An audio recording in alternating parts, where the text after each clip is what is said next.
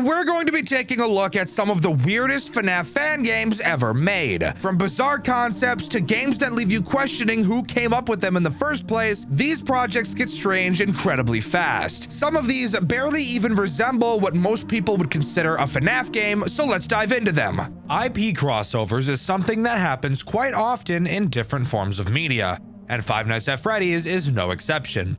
We've seen classics such as Five Nights at Sonic's and Five Nights at Wario's. However, I'm sure you can think of many other crossovers this massive genre has. I've recently learned about a FNAF game that has a crossover with another massive horror piece of media, and I'm very excited to share with you my experience with said game today. This game is very cool and incredibly difficult, so strap in and join me today as we dive into the world of SCP: The Endurance. When I first saw this game, I was really concerned that it was going to lean more into being a game like SCP Containment Breach instead of Five Nights at Freddy's. But luckily for me, I'm not going to have to bust through randomly generated rooms. Maybe in another video, I'll be forced to do that. But for now, yes, this game does follow the typical Five Nights at Freddy's formula. In SCP: The Endurance, we play as a Class D personnel. For those of you unfamiliar with SCP, Class D personnel are the lowest level of individuals of the SCP Foundation, consisting mostly of death row inmates. They usually live in solitary confinement cells and are often tasked with doing very dangerous things that could easily get them killed. And of course, this game has us do just that. The game opens to an infomercial designed for these Class D personnel, offering all of them the chance for some major benefits if they take part in the Endurance program, which by the way is slang for kill yourself. We've all seen situations like this before in media, and it's honestly one of my favorite story structures, so I was pretty excited when I first saw this. The task we have to complete, of course, is surviving 6 nights while watching over a section of the facility, while 8 monsters try and mush up your insides and make a nice little inside soup. We obviously don't want that to happen, so what tools do we have at our disposal to prevent such a catastrophe from happening? Well, let's start with stuff you'll always be using that isn't character specific. To your right, you have a door that can be closed. Pretty standard FNAF stuff. The longer the door is closed, the more power it will consume. In front of you, there is a hallway that you can flash, exactly like FNAF 2, except this time around, when something is in the hallway, the most ear-grating PTSD-inducing sound of all time doesn't play. Of course, there's the camera system, which does something that makes my dick hurt when I see it. That being that the camera has multiple levels for you to look at. There's nothing wrong with this mechanic, by the way. Just thought I'd mention how it makes me want to shit out my own organs. And finally, you can turn off the power to both your cameras and the entire building. The reasons for doing both of these things will become important later, so for now, just don't worry about it. Actually, that's a lie. Nothing actually happens on night 1 as it's just introductory, so I actually want to take this time to talk about the fucked up shit that is this game's power supply. This game drains power so fast, it isn't even funny. This is to encourage you to shut off essential systems to save on that power, because if you don't, there is literally zero chance you will survive the later nights. Inside of the cameras, you have the ability to turn off your ventilation. This game takes place underground, so if it's off for too long, you'll just suffocate and die. But it will make your power drain slightly slower, and in a game where you'll be completing each night with single-digit power integers, that is huge. Obviously, that's also where shutting off your cameras comes into play, as that will also save some power for you. However, booting up the cameras does take about 3 seconds, and with how brutal this game gets with character speed on later nights, I promise you that 3 seconds is a lot of time to wait. However, shutting off the cameras will also be essential to actually surviving the nights in this game. Now is the time I should mention how you need to start each night, as it's not as simple as just listening to the phone call. Each night you will have to boot up the computer for the first time by using a password. This password is randomly generated each time you start up a night. So if you die on night 4, for example, when you retry night 4, the password will change yet again. Each night starts with you booting up the PC and typing in the password. I highly recommend that you Control A, Control C, and Control V the password at the start of the night as well, because if either you or something else shuts off the power to the facility and you have to turn it back on, you will have to re-enter this password. So being able to copy and paste it is obviously a big time saver. We also have access to an SCP library where we can learn and read about the SCPs that we'll be encountering. Most of these entries are mainly for lore reasons, and in all honesty, I don't have a lot of interest in diving into the behaviors of each character, as it's literally pretty much just a wiki page. So I probably won't be doing that much in this video. I'm imagining most of you who are watching my channel frequently also probably know at least a little bit about SCPs anyways. Again, as I said, Night 1 doesn't actually have any threats. You just get taught by the phone guy, Ronald, how to do everything you need to do, and that's about it. But now we can hop into Night 2. And holy shit, this game goes from 0 to 80 really fucking fast. But hold up guys, I want to take a little break here to tell you that this video is sponsored by me. For those of you who didn't know, I have channel memberships. I would never ask anyone to do this as I don't even have any interesting perks attached, but if you really enjoy what I do and would like to support me a little bit extra, that's a great way to do it. Also, if you'd like to actually get something for your money in return, I have a merch store with some designs I commissioned from a fan, the same fan who actually drew these new character PNGs. So if you'd like to have my silly little demon character on your clothes, then that's a great place to go do that. And hey, if enough people end up liking that stuff, I will 100% get some more created in the future, and maybe even commission some more fan artists for some uniqueness in art styles. You can find the link to that in the description of this video. Sorry for the interruption, let's talk about the bullshit that this game has to offer. Night 2 introduces 5 characters. That is over half the fucking roster on Night 2. I'm going to start with the easiest characters and work my way to the hardest. Strap in because this is going to get interesting. By far, the easiest character to deal with in my opinion is SCP-860-2, who I will just be referring to as SCP-860. 860 is the only character that uses your door. It will appear outside of the door far away in the trees. Which, by the way, side note, I don't really know why there are trees outside of this door. We are underground, but whatever. Throughout the night, it will approach your door until it is right up next to it. When it is, all you have to do is close the door and wait to hear it run away. If this door is closed for too long, the power to the building will be shut off and you will have to completely reboot, re-entering the password to the computer and all. I believe this is the easiest character simply because of how infrequently he attacks in comparison to the other characters. You may see him 5 or 6 times a night, which is a godsend compared to some of the other assholes we'll be talking about in a bit. The next easiest character in my opinion is SCP-066. 066 is just a giant pile of meat with some eyeballs. 066 by itself will not actually be able to end your runs. Instead, it cosplays as Satan. It will attack from the vent on your ceiling. At random times, you may see the vent on your ceiling open up. When you see this, you will have to simply click the vent to close it, and that's all. If you leave it open for too long, 066 will drop into your office and stay there for the rest of the night. While there, it will slowly increase the AI values of all of the other characters, which by the way has the chance to increase their AI values over the max 20, which yes, will still make them harder. It also has the random chance to play sounds at 140 decibels, so just like, really don't let him into your office. You may be wondering why I've chosen to call 066 more difficult than 860, despite the fact that all you have to do is mindlessly click when you hear a noise. Well, that's because 066 is probably the fastest character in the entire game. On later nights, you will have less than 2 seconds to react and close the vent. And of course, it itself doesn't kill you. The ramping AI of the other characters probably will. Of course, that's unless you're Frogger and beat the 820 mode with 066 in the office the entire night. That guy's a madman.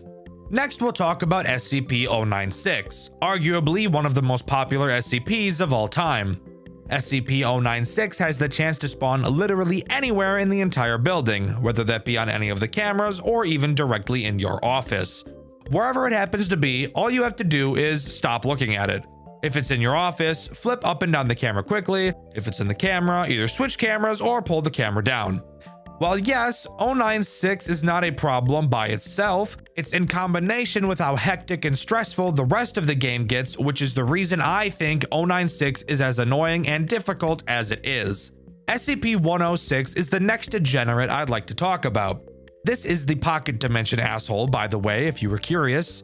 Occasionally, you will both hear and see 106 in your office. When you do, you'll have to put on the mask. Oh yeah, you have a mask, by the way. I know I forgot to mention that. I just wanted to keep you on your toes. And I totally didn't just forget it existed until I started talking about 106. So shut up. If you don't put the mask on fast enough, it appears one of two things could happen, I think. Maybe it's every time, but I've seen this not happen to some people on Deaths to 106 multiple times. When you become caught by 106, it has a chance to teleport you to a pocket dimension. We're in the fucking guy that we're in the guy that does fucking genjutsu, aren't we? Oh my, what the fuck?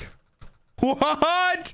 Yo, this is sick as fuck. Oh, he dead. Oh, he dead. Where the game is put into a 3D environment where you have to complete some parkour across some rocks to escape.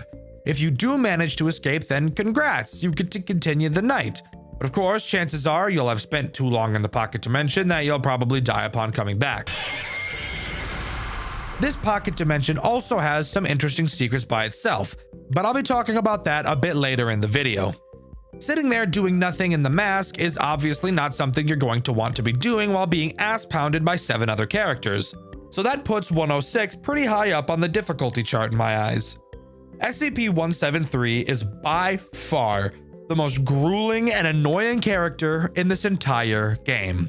He acts as this game's main reason for using the cameras, which also really sucks because in most cases you'd prefer to have your cameras off just because of how horrifically quickly the power drains.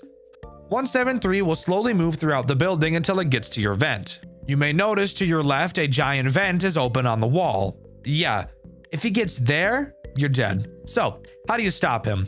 Well, by staring at him on the cameras, of course. 173 has this super awesome and totally not penis-tearing attribute where it will never move backwards and only forwards. So you really have to make sure you have your eyes on this thing the entire night.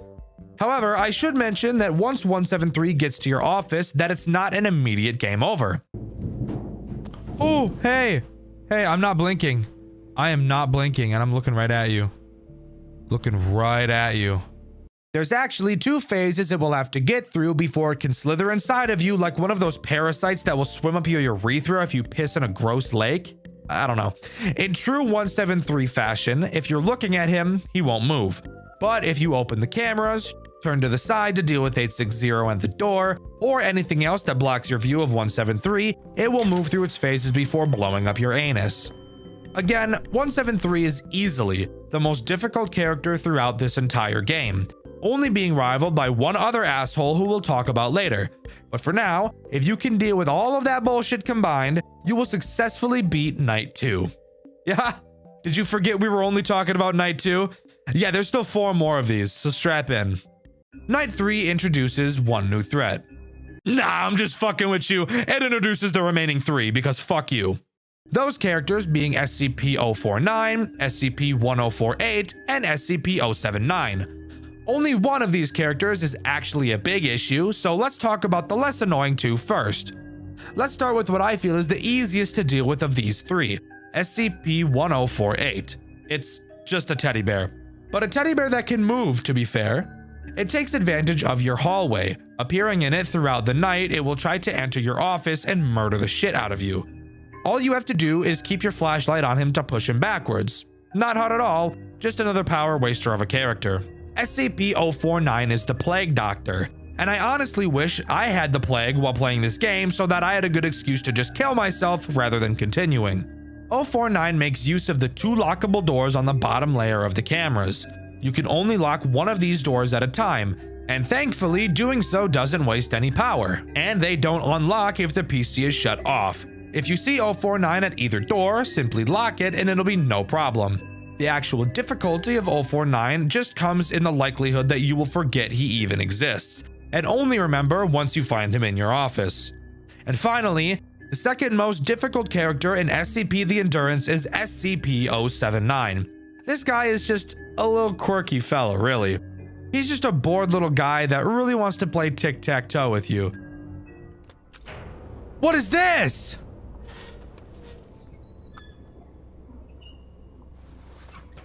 What is that? Yes, I'm serious. There is a special panel to the left of your office. Throughout the night, 079 will play games of tic-tac-toe with you. Now, you may be a little inclined to completely pummel this stupid fucking computer's ass while playing this game with it. But I would actually advise against that, as if you lose too many games or win too many games against it, it'll get pissed off and start fucking with your lights and doors, which will probably end up leading to a death. So it's actually the best practice to just constantly draw against 079 every time you play. And there you have it. That is every single character in SCP The Endurance and how they work, all introduced on the third night. And it's only going to continue to get more and more soul-sucking as your playthrough goes on. I'm gonna be completely honest with you guys. I couldn't complete Night 5. I put in a lot of attempts, but as I've mentioned multiple times in the past, I'm very bad at FNAF games, and I just couldn't beat it. I'm sure if I continued to pour in attempts that eventually I would complete it, as I did get to 5 AM a decent handful of times. I still have no desires to spend hours trying. I'd much prefer to just talk about it. After completing Night 5, we get the special meal we were mentioned to get at the beginning of the game in the infomercial. But guess what? We're still depressed because we're still in solitary confinement, and I'm about to tear my hair out, except I've already torn all the hair out of my head, so you'll have to use your imagination to figure out where I'm tearing the rest of my hair from. However, we're not done talking about this game quite yet, as there still are some cool things that it has to offer. Mainly, now is the time I want to talk about SCP-106, or Larry's Pocket Dimension, and how important it is for unlocking both Night 6 and this game's secret ending. The first step to unlocking the secret ending is finding the 3 burnt pages in Larry's Pocket Dimension. There are skeletons all around this dimension, and every time you enter, a piece of a burnt page will appear next to one of them, which, yes, means you will have to go into his Pocket Dimension multiple times to acquire them all.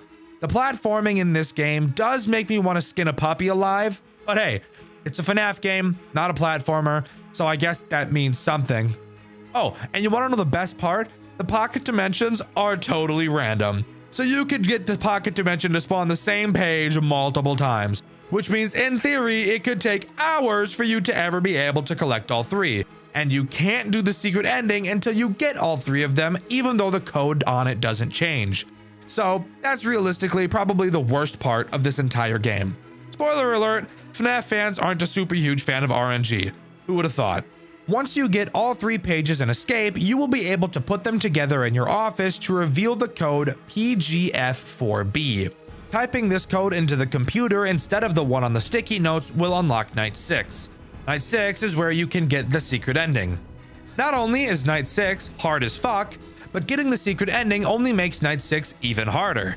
Once in Night 6, you will want to once again type in the burnt note code PGF4B. After it boots, you'll want to type in the command run power manager. This will give you a special tab on your second monitor that you can use to control all of the power in the building. This is where the secret ending makes Night 6 very hard. Obviously, Night 6 by itself is already difficult, having several threats to keep track of and having to react very quickly to all of them. However, the additional tasks this secret ending requires only serves to add more confusion and stress to your plate. In this new Power Manager menu, you will be able to click through every room of every floor in the facility. It looks a lot more confusing than it really is. The only sections that matter are the rooms that contain the elevators. You'll have to go to each elevator room and turn the power to each of them on by manually typing in codes. This section heavily reminds me of some of the tasks you're required to do in Banshee, another FNAF game I've covered on this channel. You should definitely watch that video after this one if you haven't already, by the way. This is the main reason I think this secret ending is so stressful. There is already so much bullshit happening at the same time that to add in precision typing on top of that really makes for a super tense experience. And while no, I never did it myself, I applaud anyone who was actually able to pull this insane shit off. After turning on the power to each elevator floor, our character will actually speak. It worked! I can finally get the hell out of here. Which is where I learned that we play as a female throughout this game. Not that that really matters, just something I wasn't expecting. We get a final cutscene of our inmate leaving the building, avoiding all the characters she'd been going up against thus far, and escaping the facility, only to find out that she was right in the sights of an SCP worker's gun. We never get to see if the bullet hits her, but we can only hope it didn't and that she was finally able to escape. But don't click off the video yet, you little piece of shit! I see you checking how much longer there is trying to fuck up my retention. Stop it! You stop it! Naughty. Anyways, I've still got something else I want to talk about in this game that I think is really cool. So, it's becoming more and more common for FNAF games to integrate Game Jolt achievements. I think that's awesome. I think achievement hunting is super cool. But something I notice about a lot of these FNAF game achievements is that they're boring. Oh, beat night 1, beat night 5, beat night 6, beat all 20 mode. Stuff you would imagine people are already doing, which I feel makes them not feel like achievements a lot of the time. SCP The Endurance also has these achievements, except I've noticed that it also has a lot of super fun ones. So I'd like to dedicate this section to talking about those achievements. The first achievement I want to mention is called Seriously How. It can be achieved by dying on night 1.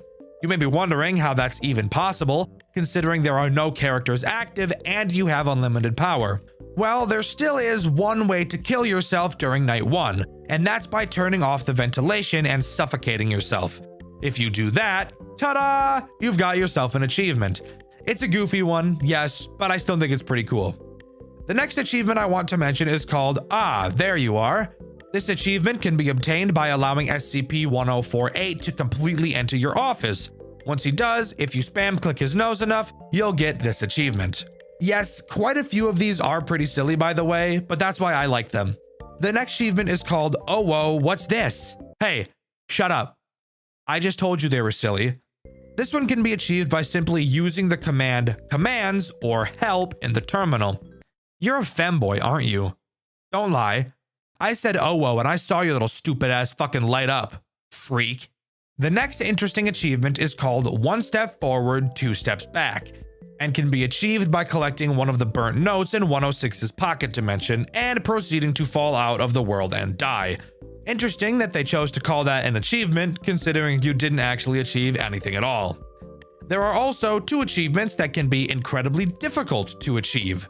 The first of which is called Catch Me If You Can. You get this achievement by surviving the night after aggroing SCP-096, which isn't necessarily too hard if you aggro him right at the end of the night, but you also have to hope that you can find him right at the end of the night. The other, much more difficult achievement is Staring Contest. This one is ass, I can't even lie to you. You have to let SCP-173 into your office for at least one entire hour of the night, so 1 minute real time. This is disgusting, because you literally can't look away from him.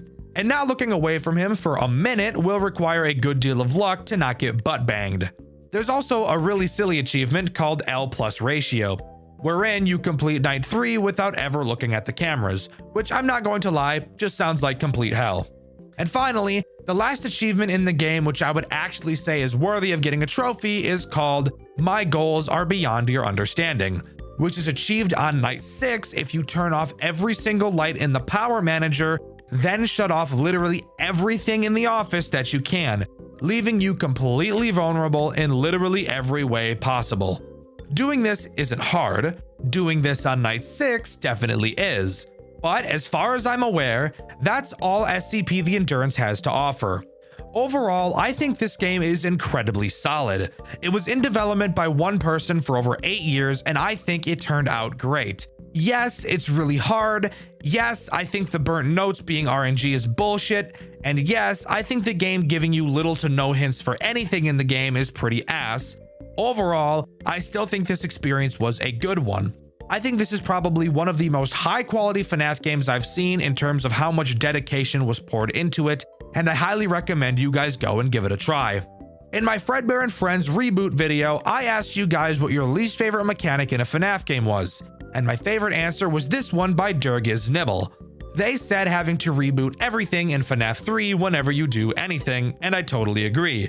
I think that reboot panel is one of the most miserable things in any official FNAF game ever, and I would rather use steel wool as a toothbrush than ever have to deal with it again. 2D FNAF fan games, something you don't see all too often in the mainstream. A few well-known titles may come to mind. Maybe you think of Playtime with Percy, One Night at Flumpty's, or maybe Too Many Nights pops into your head.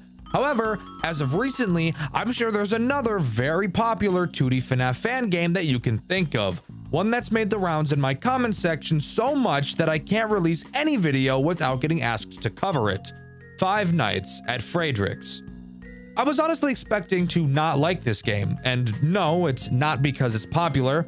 Do you ever get that feeling where you look at something and you just feel like you're not going to like it? Food is a great example. Sure, I've never tried a Brussels sprout, but I can guarantee you that I'm not going to like it.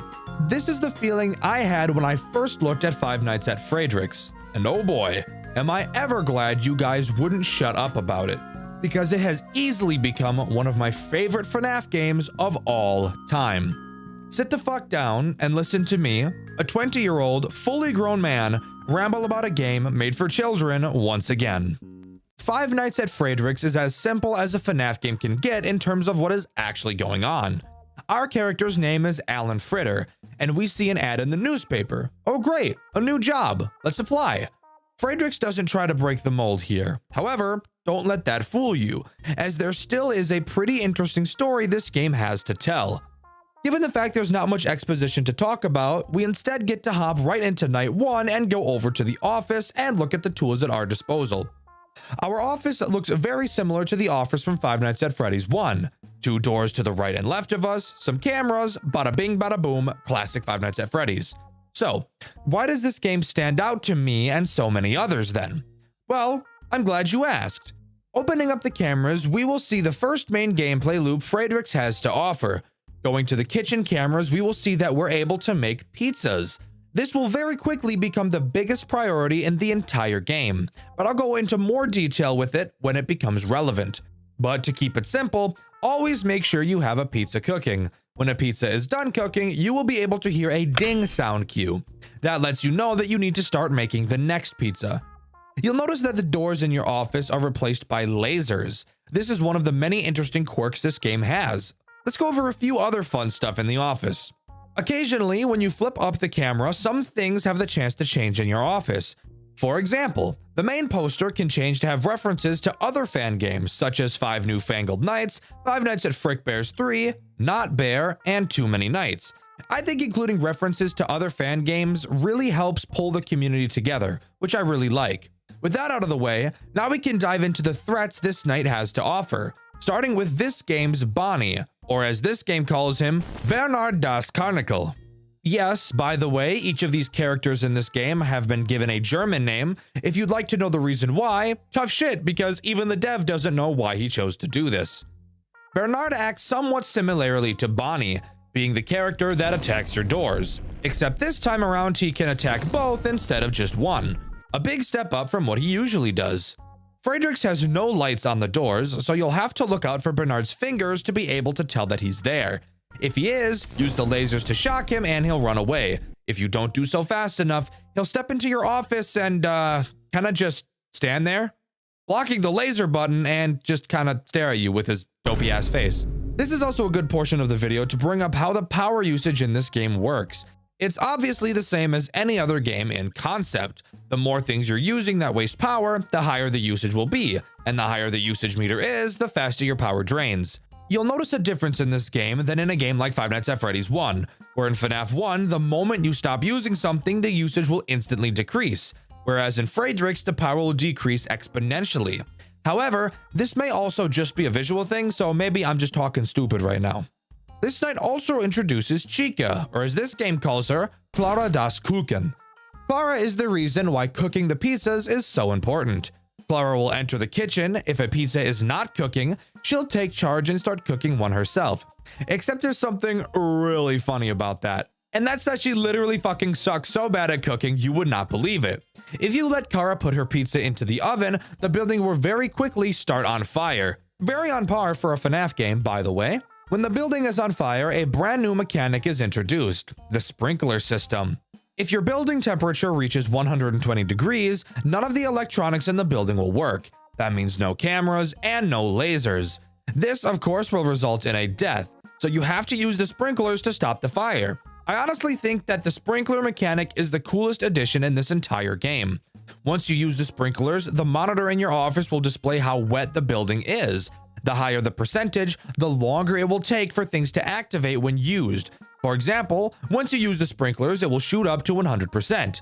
If you were to then do anything, from trying to start another pizza to using the lasers, you would have to wait around 2 seconds before they would actually activate after pushing them. This doesn't make the game impossible, and this percentage will slowly decrease back down to 0, but this is actually so fucking cool. It's something I don't think I've ever seen before. If you fail a mechanic in the game, instead of just losing, you're given the opportunity to correct yourself. However, it does come at the cost of needing you to react even faster until the wetness goes all the way back down. Yes, it does make the night stressful, but I think it's super cool and once again is my favorite mechanic in the entire game. Let me know what you guys think about it in the comments below. There are actually no post-night minigames in Friedrichs, which honestly feels weird to say since I usually spend a pretty decent amount of time in each video talking about them. But since there aren't any, I'm safe to move on to Night 2. God, this game just makes my days so much better. Night 2 introduces 2 new threats. Let's talk about the character you'll recognize more first. Foxy, or as this game calls him, Felix der whatever the fuck, I'm not gonna try to say that. Surprisingly, Felix wasn't given a Foxy-like mechanic. Instead, he almost does the opposite. Kind of. Where in FNAF 1, the more you watch Foxy, the less he moves. Felix is the opposite. The more you watch him, the more he moves. And in much the same way as Foxy. And by that, I mean you don't really have to be looking at him, but rather just have the cameras up. You see, Felix might just be a little bit of an autistic fellow. He really likes this spinning casino wheel. So much so that he will get very upset when it's not spinning. Depending on the difficulty setting, you will have a predetermined number of times that you can flip up the camera before the casino wheel stops spinning. And when it does stop spinning, Felix will haul ass to your office to politely ask you to spin it for him again. He's checking up, he's like, please, turn the wheel back on. I like it when the wheel is on. When he's in your office, he'll block the laser button, preventing you from keeping Bonnie or another character we'll mention later out. To spin the wheel, all you have to do is go back over to the camera and push the spin wheel button, where he will then sprint back out of your office to continue watching it spin. Felix and his mechanics remind me in a way of Clara, a general timer that counts down to an event that will make your run more difficult, and its fix is to just click a button on the camera. Now, you might think that because of that, I'd call this a lazy design, and while technically yes, it is pretty much the same recycled mechanic, I actually think that it makes the gameplay loop more enjoyable. Why? Well, Five Nights at Friedrichs gets you into what I like to call a flow state while you are playing. Every single mechanic in this game works together to make the entire experience feel satisfying to play. Most mechanics in this game are reaction-based, which is something I like to think I'm pretty good at. This leads to a very smooth feeling gameplay loop where yes, it is challenging, however you almost always feel in control and every single interaction feels solid and responsive. The other threat this night adds is the endoskeleton in the back room, or as this game calls it, Endoskelet. Endoskelet behaves exactly how Bernard does with a small twist. He too will attack either of your 2 doors, but instead of blocking the button like Bernard, Endo will butt bang your power usage and force it to stay completely full until you inevitably die. I personally think that Endo has the weakest mechanic out of this entire game. However, one thing I do appreciate about him is that at least he has the decency to make a sound cue when he arrives at your door, unlike fuck-ass Bernard. Now, you might think this game seems way too easy. You never have to check the cameras until you either A, hear a very distinct sound cue letting you know to bake a pizza, or B, if Felix runs into your office, and usually, I'd agree. Up until this moment, the game is overall pretty easy, but we have yet to introduce a character that will force us to use the cameras and probably make your butthole pucker more than just a few times. So let's move on to Night 3. Night 3 introduces the main attraction himself, Freddy, or of course, as you already know, this game calls Friedrich Fazbar. Friedrich is bolted to the stage, so that may lead you to ask the question, how is he even a fucking threat if he can't leave the stage? Well, you see, there's actually a pretty interesting plot twist here, and that's that the game fucking lied. Friedrich is bolted to the stage, however, that doesn't prevent him from moving at all. He'll jump up to the vent on the ceiling and start pulling his way through towards your office. You'll be able to see him go through 3 distinct phases on the cameras. Once he reaches stage 3, you must use the lasers to shock him, which will then cause him to go back to the stage where he will promptly try again. What this mechanic does so well for the game is force you to look at the cameras, giving Friedrich synergy with Felix. Now, I have to be transparent here. There is a sound cue that plays whenever Friedrich enters a new phase in the camera. However, it's pretty damn quiet, and with how frequently characters will be screaming from being shocked, music playing loud as fuck in your ear, as well as a multitude of other things, it will probably be very common for you to just not hear these sound cues because of how faint they naturally are. Now, of course, if you have God hearing, then checking the cameras is literally only necessary when a pizza needs to be baked, Felix needs the wheel spun, or Friedrich needs a good shock. But I honestly feel like this mechanic really ties the whole gameplay loop together. So, what could the game possibly do to spice the gameplay up from here? Oh, for fuck's sake, the power went out. Oh, fuck you! Fuck you! Hold on. What the fuck? More specifically, just the lights.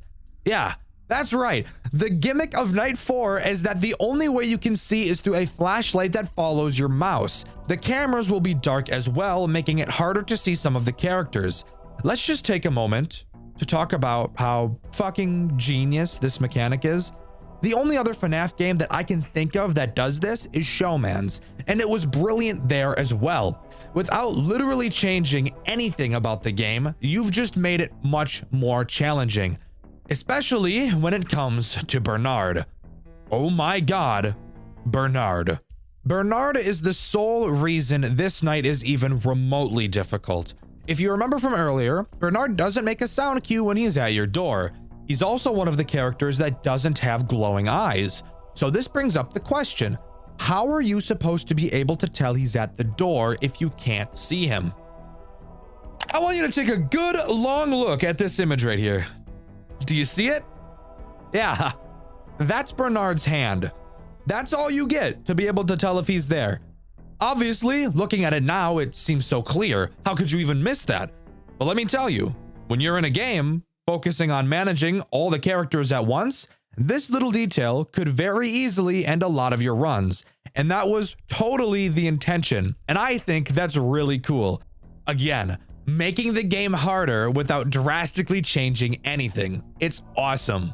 But if you manage to complete Night 4, an unknown figure will appear in front of you and roar, flinging you to the back of the office where you'll fall into a springlock suit and fucking die. What the fuck? Yeah, I'm not kidding. That's what happens. And this leads perfectly into Night 5. Night 5 has you awaken, finding out you're not dead inside the suit. Getting back up, you notice the figure that caused your death was Golden Friedrich, the final boss of this game. Using your new powers from the suit, you fucking punch him in the face and he runs away like a bitch. Get ready, guys. Let's talk about the most frustrating character Five Nights at Friedrich's has to offer, Golden Friedrich.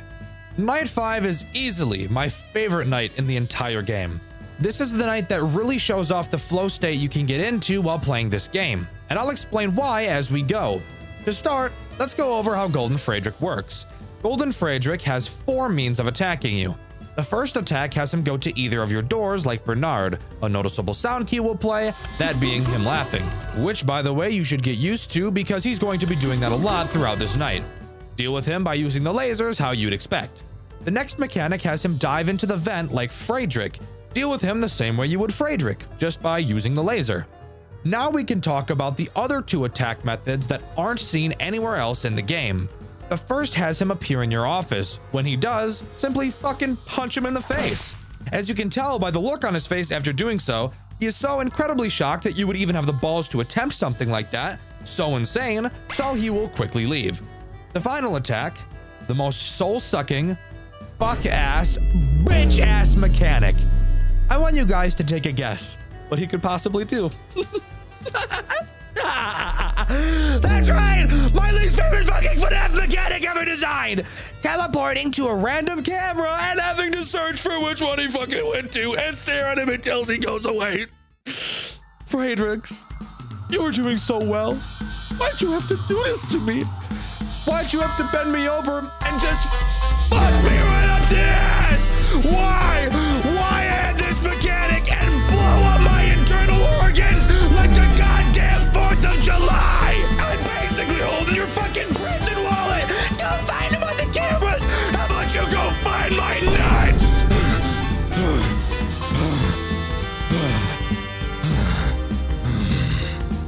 But hey, at least the rest of the night is pretty cool. Unlike most boss fight nights from FNAF games, this night doesn't make the boss the only threat throughout. However, this night will slowly reintroduce the characters you've been going up against as the night progresses every hour. 1 a.m., Bernard and Endoskelet reappear. Night 2, Chica and Felix reappear. 3 a.m., Freddy appears. And finally at 4 a.m., your lights go out once more. And at 5 a.m., the building starts on fire, forcing you to use the sprinklers. And from there, it's just a crazy survival game until the final 6 a.m. This night is honestly some of the most fun I've had with a FNAF game. Slowly reintroducing each mechanic throughout the night just made the whole experience slowly feel like it was getting harder and harder, which, to be fair, it was. 100% go try this game out. You will not regret it. Oh yeah, I forgot to mention that throughout this night, you've been able to see this memory wipe meter slowly fill up. Well, at the end of the night, it completes, and the character we've been playing as so far seemingly finally dies. Golden Frederick laughs at the corpse, and that's when we're shot back to the menu to see that there is a night 6. But if we're dead, how is that even going to work? Ladies and gentlemen, let me introduce you to the second main character of this game, Ella Vanilla. Ella is who we play as on night 6. She discovers a job flyer in the local newspaper and decides that it'd be a great idea to become the new night guard at Frederick's. Entering the office for the final night, we're greeted to, oh my fucking god, there's Alan right there. That's right. On top of everything we've seen so far, our previous protagonist becomes an antagonist on this night, and he's pretty damn aggressive as well. Now being called Fritterfalle, he acts as an additional threat to make night 6 a pain in the dick. His mechanic is simple, basically being a music box, something I wasn't super thrilled about when I first saw it, but overall ends up not really feeling like one, even though that's literally all it is. Throughout this night, Fritterfalle will attempt to get up and murk your ass. In order to sedate him, all you have to do is hold his nose. According to the lore, the owners of this restaurant actually tell the technicians to do this to Fritter because they know how much of a threat he is. Yet for some reason, they refuse to throw his ass out. But with that, that's all the main game of Five Nights at Frederick's has to offer. Let's fucking go! Woo! Woo! 217. Ella Vanilla. Fuck yeah, we got SpongeBob over there. Is that Gustavo Fring up here? But, as I'm sure you can tell by looking at the timeline of this video, I still have more I want to talk about. That being the story, and my favorite thing about any game ever, post-game. Let's start with the story. You may think that this game doesn't really have anything else besides what we've already covered with Alan and Ella, but there actually is a little bit more to dissect. I want to first thank commenters such as Lex Gauntly and Redman. If it weren't for comments like these on my Tales of the Bunnyman video, I probably wouldn't feel as confident talking about the story, as it is something I don't like doing because I don't feel like I can do it as much justice as it deserves. I also really want to thank City, the owner of the FNAF Game Wiki, for reaching out to me on Discord to tell me about certain things and clarify any questions I have when researching these videos. Let's start by getting something out of the way. Frederick's Pizza is not a chain restaurant like Freddy Fazbear's, instead just being a standalone restaurant. The animatronics used to be kept in a location known only as F-NJ02. What the hell does that mean? I have no fucking idea. But at some point, these characters were transferred to another location known as F-PA09, which is the restaurant we see in the game. Throughout the game, you learn how to deal with the threats through the pages of the service manual on your desk. Turning over these pages will slowly tell a very disturbing story. They reveal that each animatronic were noted to have unknown human remains making up a majority of their body. Frederick has human teeth and eyes, Clara has human arms, Bernard is literally just an amalgamation of human mush, Felix has human eyes, and Endo has human veins and teeth. On Flinguary, yes, by the way, the months are named differently in this game, 29th, 2009, Alan Fritter takes the job at Fredrix after standing outside the building and slapping the window until he was hired. The reason he wanted the job? I have no fucking idea, and it's not clear in the game either, so just accept it. However, it is clear that the animatronics remember him from past events and are intent on killing him. Throughout the night, you are supposed to be taught the mechanics through the manual on your desk. However, the pages of said manual have been ripped out, crumpled, and scribbled on by presumably previous employees. These scribbles are mocking the animatronics, which I get the funny feeling pisses them off a little bit, and it's confirmed that the characters enjoy killing the guards at the establishment. It's confirmed that Clara made her first successful pizza using Alan's body parts. Bernard used his arms as a back scratcher. Frederick used his fucking veins as dental floss, which is insane, and Endoskelet used his remains as a suit. As far as I could tell, Felix is the only one who didn't do something fucked with the corpse. Obviously, at the end of the week, Alan gets that Soulja Boy cranked on him by Golden Frederick and is stuffed inside a spare suit. His memory is wiped, and instead of disposing of the corpse in their restaurant, the owners instead instructed the technicians to use him for testing. Okay, maybe I'm too level-headed, but this seems like a very stupid idea that would get OSHA on your ass in about 4 seconds flat.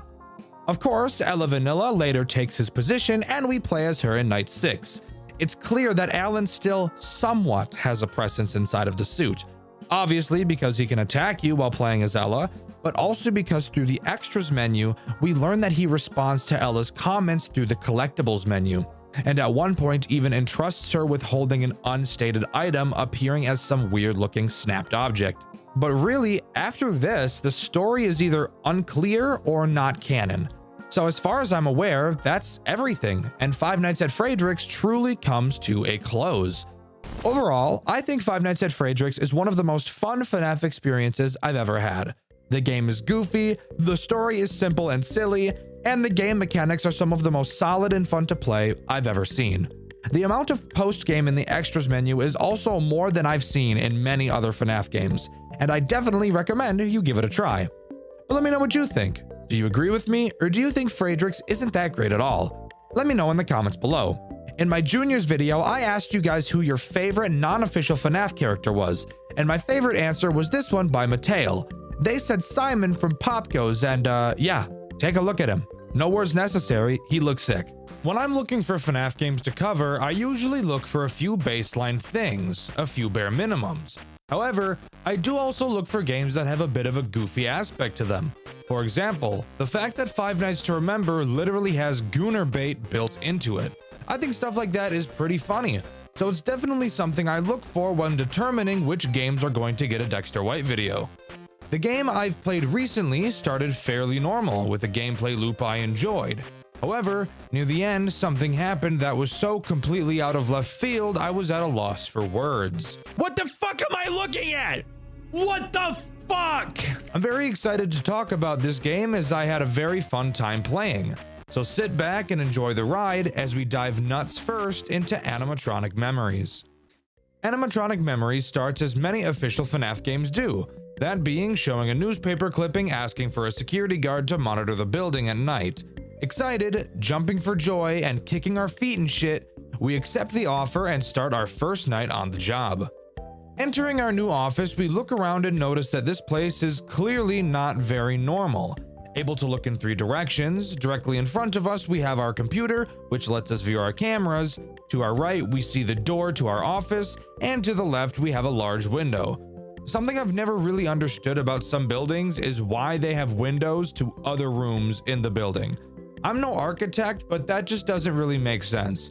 I don't know what possible purpose it could realistically serve.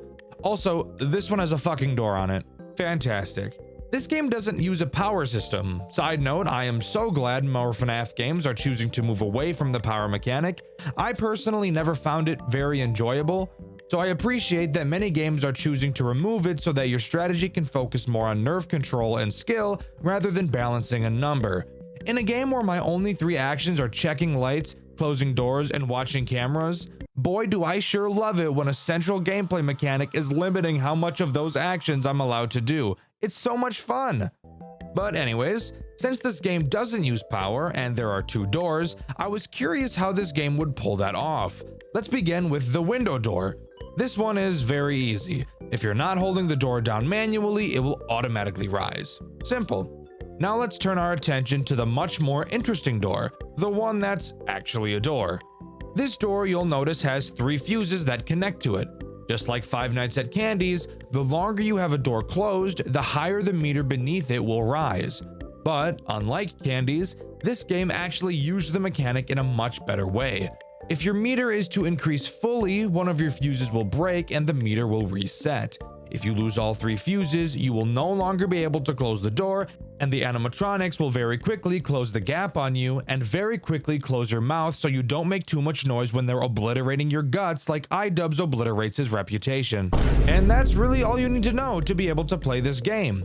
All the mechanics are incredibly simple, which I think a lot of people could agree with me when I say that's a breath of fresh air, especially when it seems like every new FNAF release is just trying their best to get on the max mode list. But anyways, on to the threats that this night introduces, that being Bonnie and Chica. Let's pause for a moment. I want to really take the time to appreciate these character designs. Not only are they creepy, not only are they gorgeous, but they're also extremely uncanny.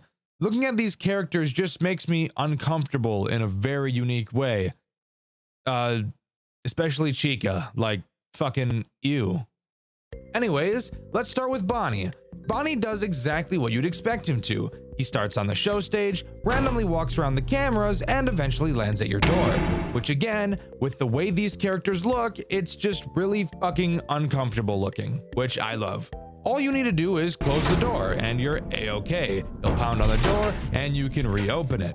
Chica is much the same, except she's fatter. Since these two are really just here to teach you the basics, beating the night is very easy. But before we can move on to night 2, we get the pleasure of talking about the very neat post-night minigames. After each night, we get to play a repairing minigame.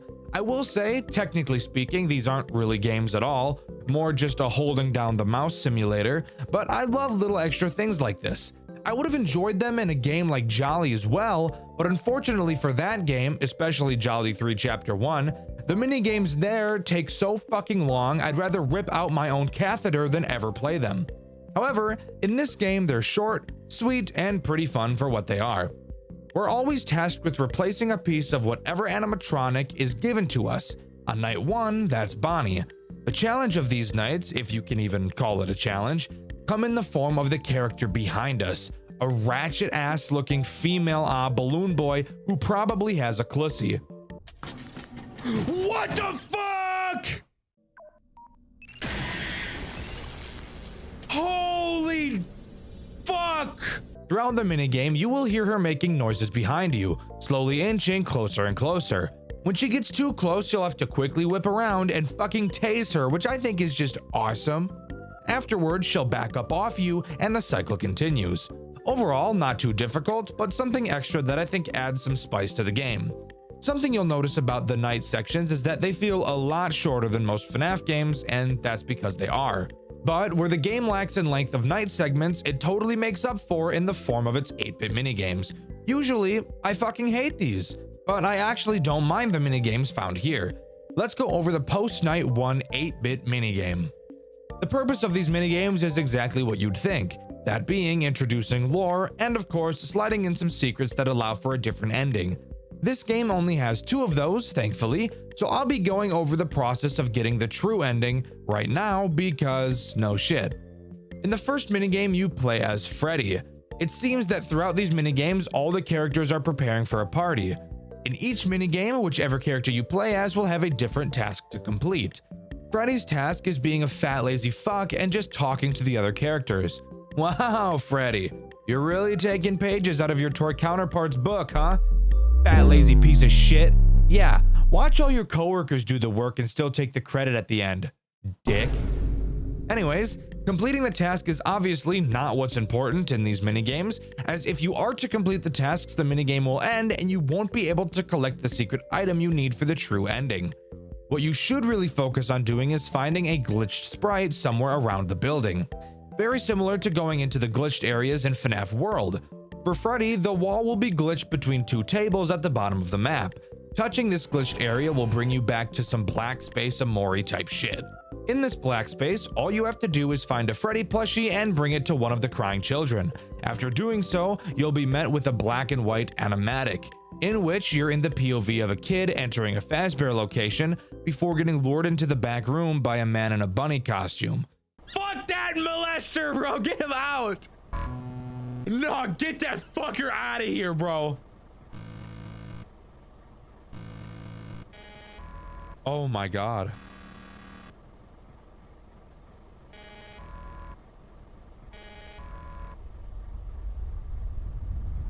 What the fuck? What the fuck? Oh great, I think we all know where this is going. Moving on to night 2, which introduces one new threat, that being Freddy himself, the hulking, titanous, gargantuan ass bear. He attacks the door exactly like Bonnie and Chica, except he does something even more cancerous. He will also attack your door, except he moves through cameras a lot faster than Bonnie and Chica do. And once he reaches your door, he'll enter a lot faster than them as well. Instead of jump scaring you, he does like Phone Guy says and gets a little bit quirky, choosing to reach his hand into your fuse box and immediately break all of them, then jump scare you. Now, as cool as that is, I do have to ask the question, if he kills you after doing this, then why doesn't he just kill you? Don't get me wrong, I love little details like this and I'm not necessarily complaining, but it's a genuine question. I'm assuming the dev just didn't want to have 3 characters appear to do the exact same thing, even though, to be fair, Bonnie, Chica, and Freddy all end up doing the exact same thing, just at various speeds. This is something that could be attributed to laziness, but you have to answer whether you think it is for yourself, and I'll be talking about it a little bit later. Post Night 2 repair needs you to fix up Chica and her cupcake. Ew! Ew! Bro, this bitch is disgusting, dude. Again, this is much the same as the last one. Tootsie, which, yes, by the way, is that clown's name, is more aggressive, but it's still pretty easy to deal with. However, the Post Night 2 minigame is different, and that makes me excited, because, would you believe me if I said this, I will actually enjoy talking about the lore in this game. I know, crazy. Turns out, when I'm told a story where I don't have to spend a billion fucking hours searching for answers, that actually makes it fun. Anyways, in this minigame you play as Bonnie, and the goal of the minigame is to do some sweeping, aka manual labor, something Toy Freddy would avoid at all costs because he's unemployed. But fuck actually doing the task at hand, that's for retards. Instead, we're going to warp the fabric of space and time by touching a busted up table and be teleported directly to hell. Doesn't that sound way better than doing the everyday tasks of a customer service job? Awesome. Well, once you enter black space, all you need to do is find a Bonnie plush and once again give it to one of the crying children. Once again, afterwards we get a cutscene where we're in the POV of a child, this time being bullied by some fat ass children. Have you guys ever realized that like every bully that's ever existed is about the size of a Ford F-150? Whatever. We get saved by the man in the bunny suit and then immediately get betrayed and murdered. That's right, kids. Not only can you not trust your peers, you can't trust adults either. I guess we should all just give up.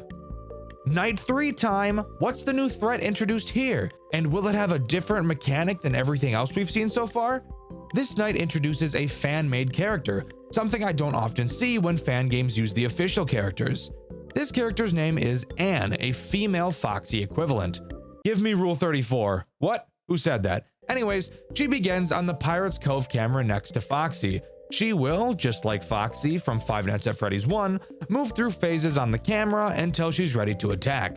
When she does, you'll be able to see her run off of the Pirate's Cove camera, wherein she will then book it to your window. When she arrives, you will have to quickly close it until you hear her leave. So, hey, something new, kind of, not really, it's just another door, but I guess that's better than nothing.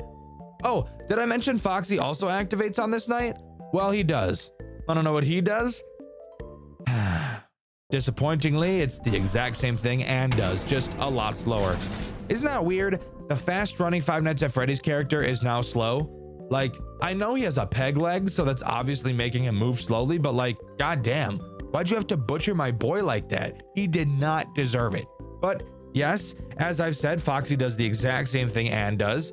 I will say that because they move at different speeds, there are some very rare instances where it can lead to some stress while watching their timings, but the odds of this happening are pretty slim, so you probably will never even experience it. That's honestly my biggest problem with this game. It looks amazing, I'm interested in the story, the sound design is fantastic, and you even managed to make me enjoy the 8-bit minigames. But this game has introduced 5 characters so far, and yet somehow, with 5 characters, there's only 2 mechanics to deal with all of them, and both of those mechanics are closing a door and waiting a few seconds. I've tried my best to think about how I can view this positively, but I really just can't. Sure, I personally like it when FNAF games aren't too hard and I can beat them without too much strain, but I can easily see how this game's mechanic could be a turn-off for some people. There's just not enough happening to keep a lot of people interested. We have one character to talk about who switches up the mechanics a little bit, but I still don't even think that's enough, especially given the time this game was released, that being February of 2025. You might question my complaining of this. Dxtr, the original Five Nights at Freddy's only had 1 mechanic, 2 if you're being generous and calling Foxy a different mechanic. And to that statement, I'd agree. However, there are 2 points that I have to give to that argument. Yes, FNAF 1 only had 2 mechanics, closing the door and stalling Foxy. However, the first thing you need to acknowledge is that Five Nights at Freddy's 1 was released in 2014 and was a pioneer of an entire genre. It has been 11 years since that game's release. I think it's reasonable to expect newer games in the same genre to have evolved, and for the most part, they totally have. Look at The Joy of Creation, Tycoon Sons Lumber Co., Showman's Awakening. All of these games have added so much to the central idea that is Five Nights at Freddy's. This game just doesn't do that. On top of that, let's dive a little bit deeper into Five Nights at Freddy's 1 for a moment. While yes, the only real mechanic in that game is closing the doors for defense, we need to talk about the synergy between Freddy and Foxy. Foxy requires you to look at your cameras to stall him. If you don't, while yes, you can close the door to keep him out, with every pound your door will lose power dramatically, which incentivizes you to look at him. It seems Scott saw a potential bore in this design, so he made Freddy work the same as the others, but with a twist to synergize. Freddy can't enter your office while your cameras are down, and he's the only animatronic that will never move backwards, meaning that once he's at your door, he will stay there. He's also the only door animatronic that will not break your buttons, so you don't have to close the door while you're in your office. However, on the contrary, he doesn't work the same way the other 2 door animatronics do. You can't see him when the light is on, and at the same time, Chica can be at your door while Freddy is also at it because of this. Because of this mechanic, it's very likely that Freddy will be at your door for most of the night, especially on nights 5 and 6. Since the game forces you to check your cameras to stall Foxy, this leads to you needing to close your door before you check the cameras to not have Freddy enter. This is a good synergy between 2 characters and is why I wouldn't complain about this in that game. In animatronic memories, however, there is no difference between characters that attack the same way like this. Freddy, Bonnie, and Chica all do the exact same thing. Anne and Foxy also both do the exact same thing. Sure, Freddy may break your fuses first, but that doesn't change the fact that he's still doing the exact same thing. Just going to your door and killing you. He just happens to have an animation before that happens. Now, is this a bad thing? I think that's more up to a case-by-case basis. While yes, I do feel that it's boring, I still had plenty of fun playing this game and I would still recommend it to people. I just think it's obviously important to point out flaws like this when analyzing a game. Sorry about that tangent. Moving on to the repair minigame. In this one, we're asked with fixing up Freddy, who has some insane crow's feet. Like, holy shit, this guy's old as fuck. But this doesn't change anything from the last 2, so let's move on to the 8-bit minigame. In this minigame, we play as Chica, tasked with collecting ingredients for a cake. Shut the fuck up! I don't care about your bitch-ass task! Let's go to hell! Oh, but before we do that, I should mention that there's an endoskeleton that starts spawning, and if you touch it, you die. So, like, don't do that. Anyways, once we're back in black space, you once again have to get a plushie. This time, doing so is a bit different. You'll see several eyes on the floor. Interacting with them will cause them to close. Once you close all of them, the plushie will spawn and you can give it to the child. After doing so, we're shown another cutscene, this time in the POV of a child who wants a prize from the prize counter.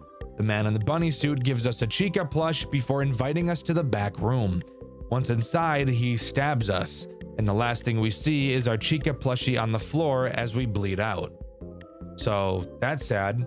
Dude, that's fucking cool as shit, bro. That's cool. No, not her, please. Please don't ruin your game. Please don't do it, please. Please, I'm begging you, don't ruin your game. Don't add a music box. Please, please, please, please, for the love of God, don't do it. Anyways, night 4 time. This introduces Harley. What? Who the fuck is Harley? Well, the marionette, of course, duh. The marionette thankfully doesn't work in the way you think she does. No music box to wind because the developer of this game isn't Satan. The marionette has 2 different ways of attacking you, something I think is awesome. I think it's super cool when characters can do more than one thing, and I think it's something I'd like to see more often. Her first attack consists of her attempting to shut down the cameras. When she leaves her box, the camera has a chance to glitch. If it does, you have to quickly find her on one of the cameras and press a newly appearing sound disruption button to make her fuck off. The other option of attack is through your vent. I didn't even tell you guys that we had a vent because it's really never really important. Instead of glitching the cameras, when Harley leaves, she can make a bell noise as well. When you hear that, you will need to quickly check the kitchen camera and shock her ass, because once she enters it, you're gonna be completely done for, as there's no way to stop her once she enters. Oh hey, something new! Fortunately, sound cues were added so she's not completely AIDS, but if you can beat her, which shouldn't be too difficult, we move on to the repair section where we have to fix Foxy, who, holy shit, has seen better days. God damn, what'd they do to you? First a peg leg and now they filleted you? What the fuck? But after that, we can move on to the 8-bit minigame. Hooray! In it, we play as Anne. Who gives a fuck what the task is? Let's go to the black space using another table. Hooray! This black space section is confusing. So confusing, I actually don't even know how I completed it. Basically, as you walk through black space, you'll see several character symbols on the ground. Then, at the end, you can find several symbols that you can change into a sort of code.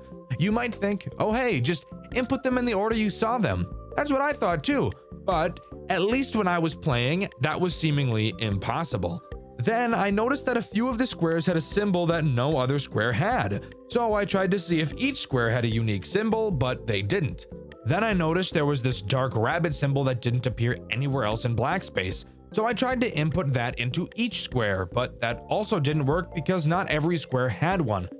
I'm so serious, I have no idea what the intended puzzle is here. I ended up just randomly guessing it, and eventually I got it. I guess set that to Foxy. Set this to Bonnie. Set this to Chica. I literally do not know what I did. I promise you, I literally do not know what I did, but I did it. If you guys have any idea what the intended solution to this puzzle is, please let me know in the comments. But once you get the plush and give it to the child, we take another look at another cutscene. This time, the man just ganks some random ass kid who was just standing there minding their own business and murders them. No motive. Jesus Christ. I'm not going to bother talking about night 5 since it's just a harder version of night 4. Additionally, there's no repair section after this night, only being one final 8-bit minigame.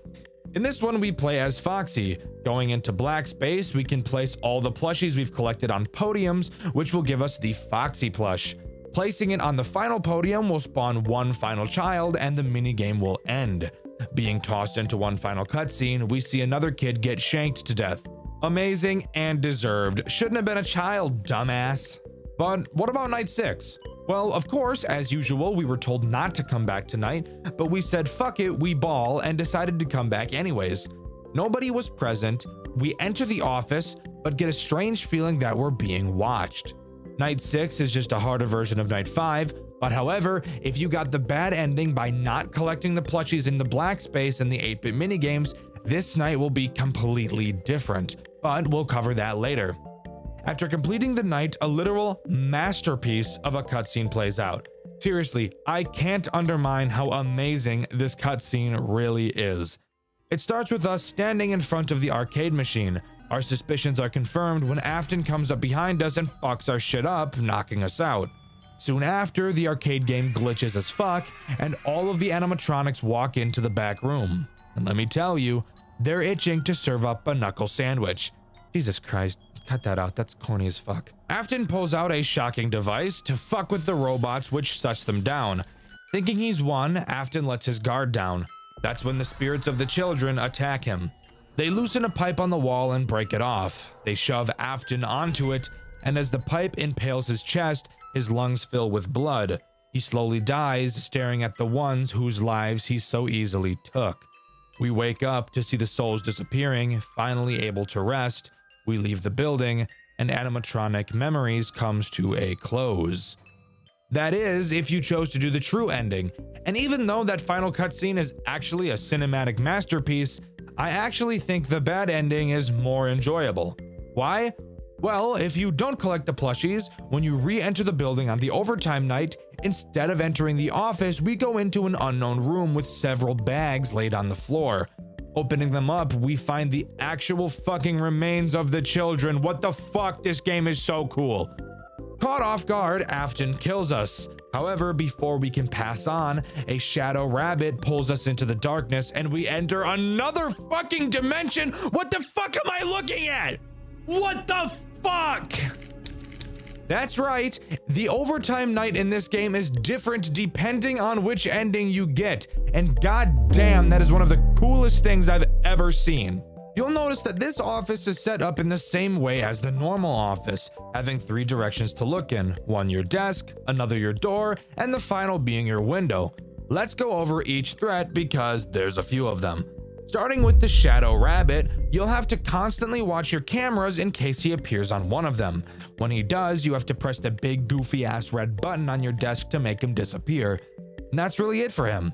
And that's actually the only reason you ever have to check the cameras. So, how do the other characters add anything of substance? I'm glad you asked. I'm gonna tell you because it's a fucking review, dumbass. You'll also notice on your desk you have 2 masks. Now, if you're anything like me, seeing these 2 things scare you a little, but I promise the mechanic with these 2 isn't ass at all. Occasionally, you'll see either a fucked up baby clown face or a Ballora looking face appear on your static monitors. Whichever face you see is the mask you will have to put on until the face goes away. Bada bing, bada boom, that's another threat down. Now, the main threats we're being attacked by in the bad ending are the souls of the children, because by not collecting the plushies, we've basically been neglecting them. At your door is where Bonnie attacks. The door starts closed and is closed most of the night, with you actually not even being able to open it. Occasionally, Bonnie will attempt to force it open, and flashing your light at him will cause the door to close. Leave it open for too long, and I bet you can guess what'll happen. Moving back to your desk is where Chica will attack. Chica herself doesn't kill you, but she can be a pain in the ass if you're not ready for her. Right before the hour is about to turn, she'll reach onto your desk to pause your clock. Click her and she'll leave.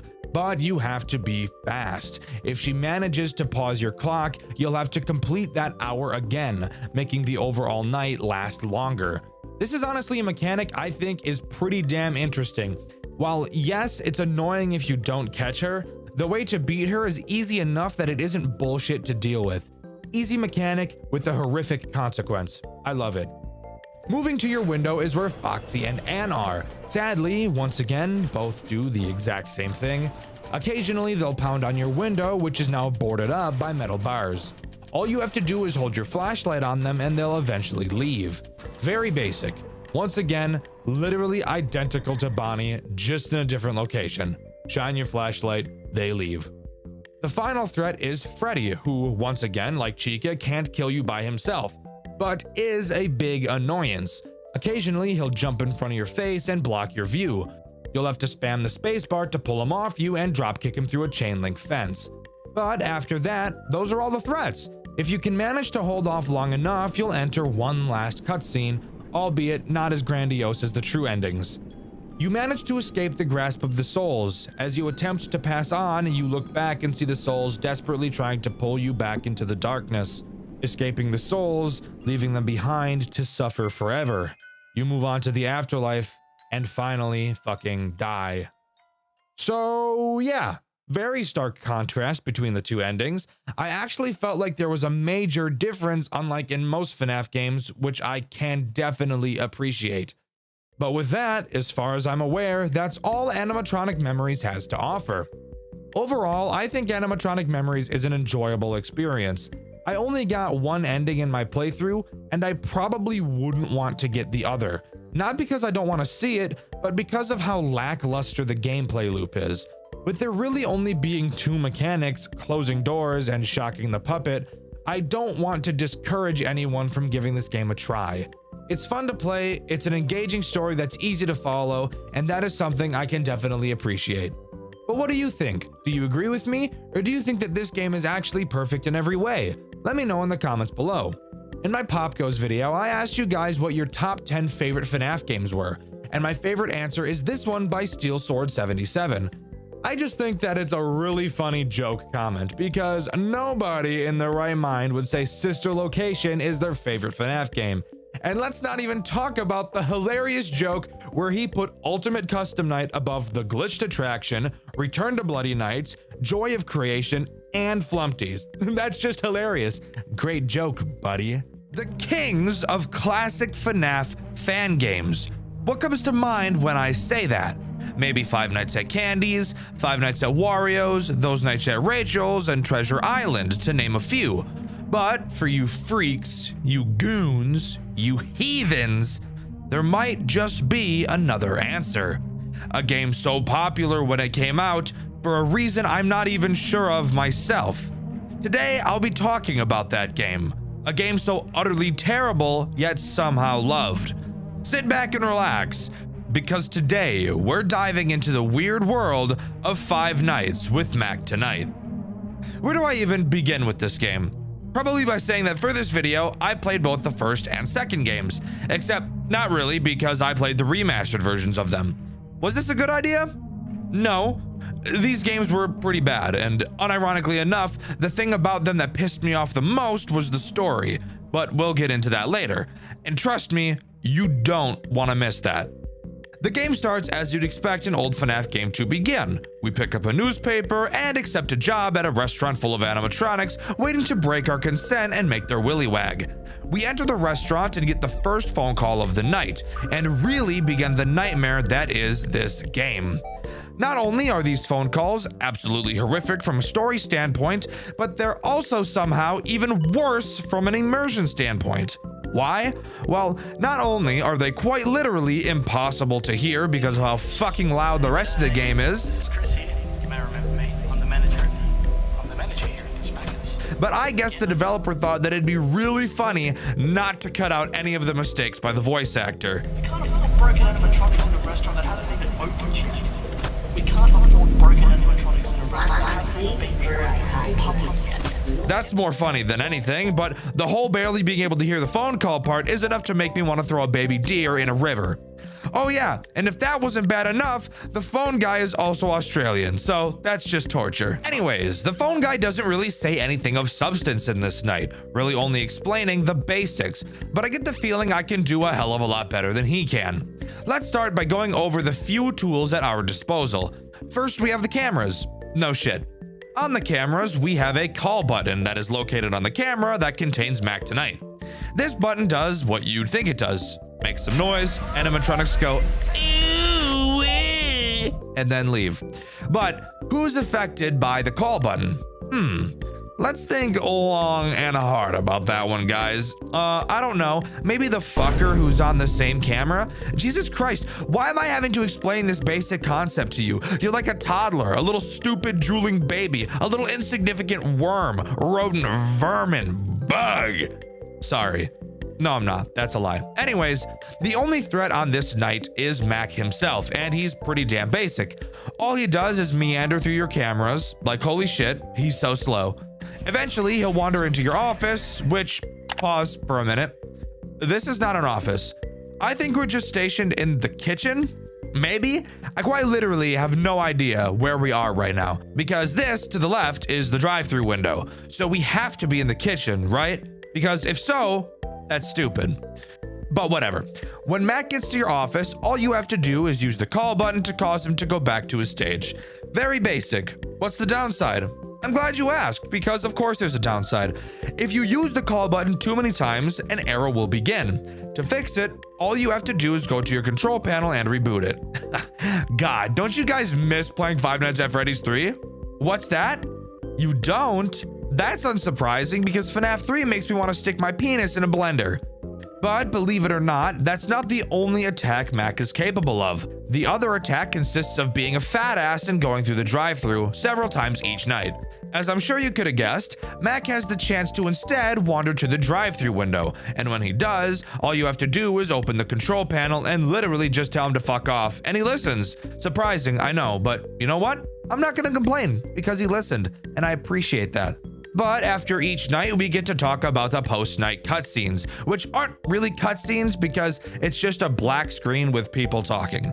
In this game, I have no idea who we play as, but who is important is the Australian man, so get used to hearing his voice a lot. The Australian man's name is Chris. He's the manager of the McDonald's we work at. And in this cutscene, he walks into the office of... I actually don't know who we could be talking to. It's clearly a higher up because Chris asks him for a raise, but I have no idea who this higher up could be.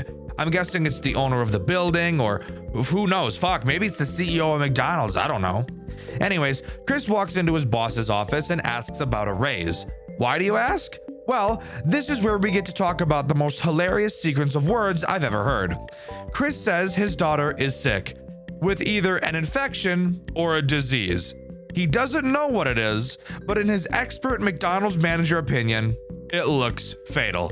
Well, so far my daughter and I are dealing with very little money, mainly affected by taxes and whatnot. She's currently going through some infection or disease. I don't know what it is, but it seems fatal. I know this is supposed to be like a super serious moment in the story, but I just thought this sentence was so fucking funny. Maybe I'm an asshole. I don't know.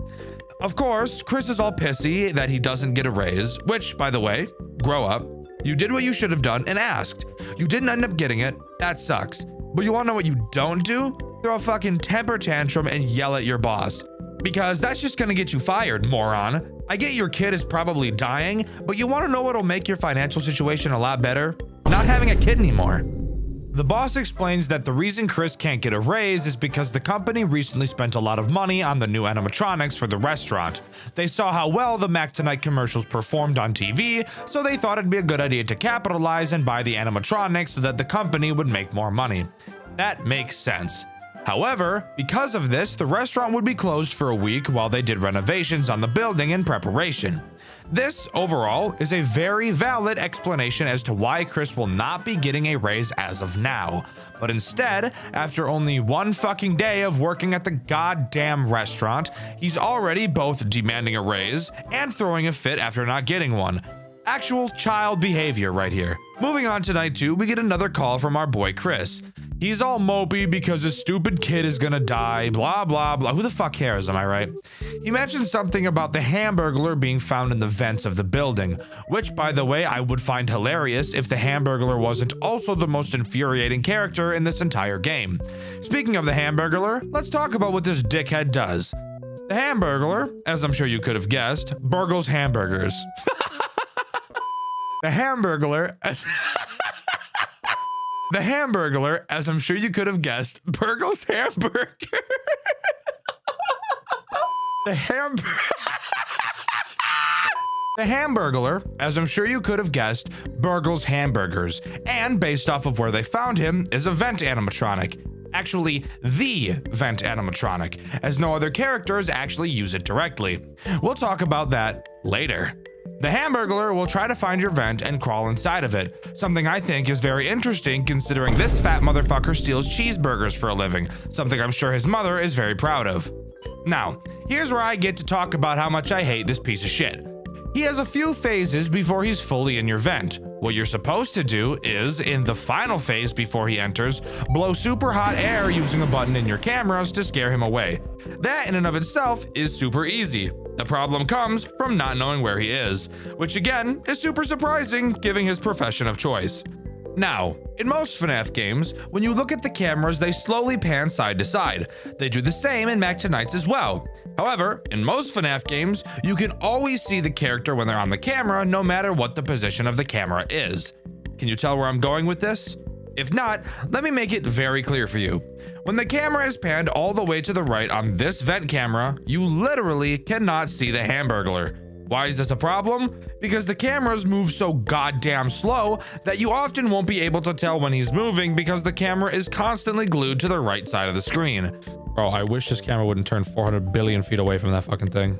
Bro, could you turn the fucking camera towards him so I can see his ass? Luckily for me, I eventually heard a sound cue he makes to make noticing his movements a lot easier. But holy shit, future FNAF game devs, please, for the love of God, don't make this mistake, because this made me want to find a silverback gorilla and have him start digging in me.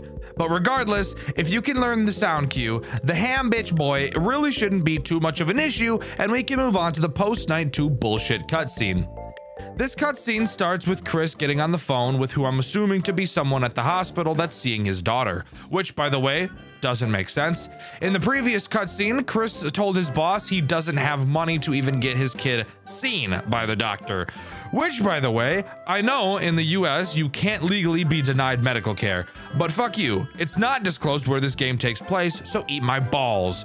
Regardless, it is confirmed she has a disease. Still insane that the disease doesn't have a name either, because they've also confirmed that there's nothing they can do and she is in fact going to die. I find it weird that they can both determine that it is fatal when they haven't confirmed what disease it is. Or who knows, maybe Chris is just retarded and can't pronounce words with more than 6 letters in them, as emphasized by him once again getting upset and calling his boss stupid for ordering the new animatronics for his, and I quote, greed of money.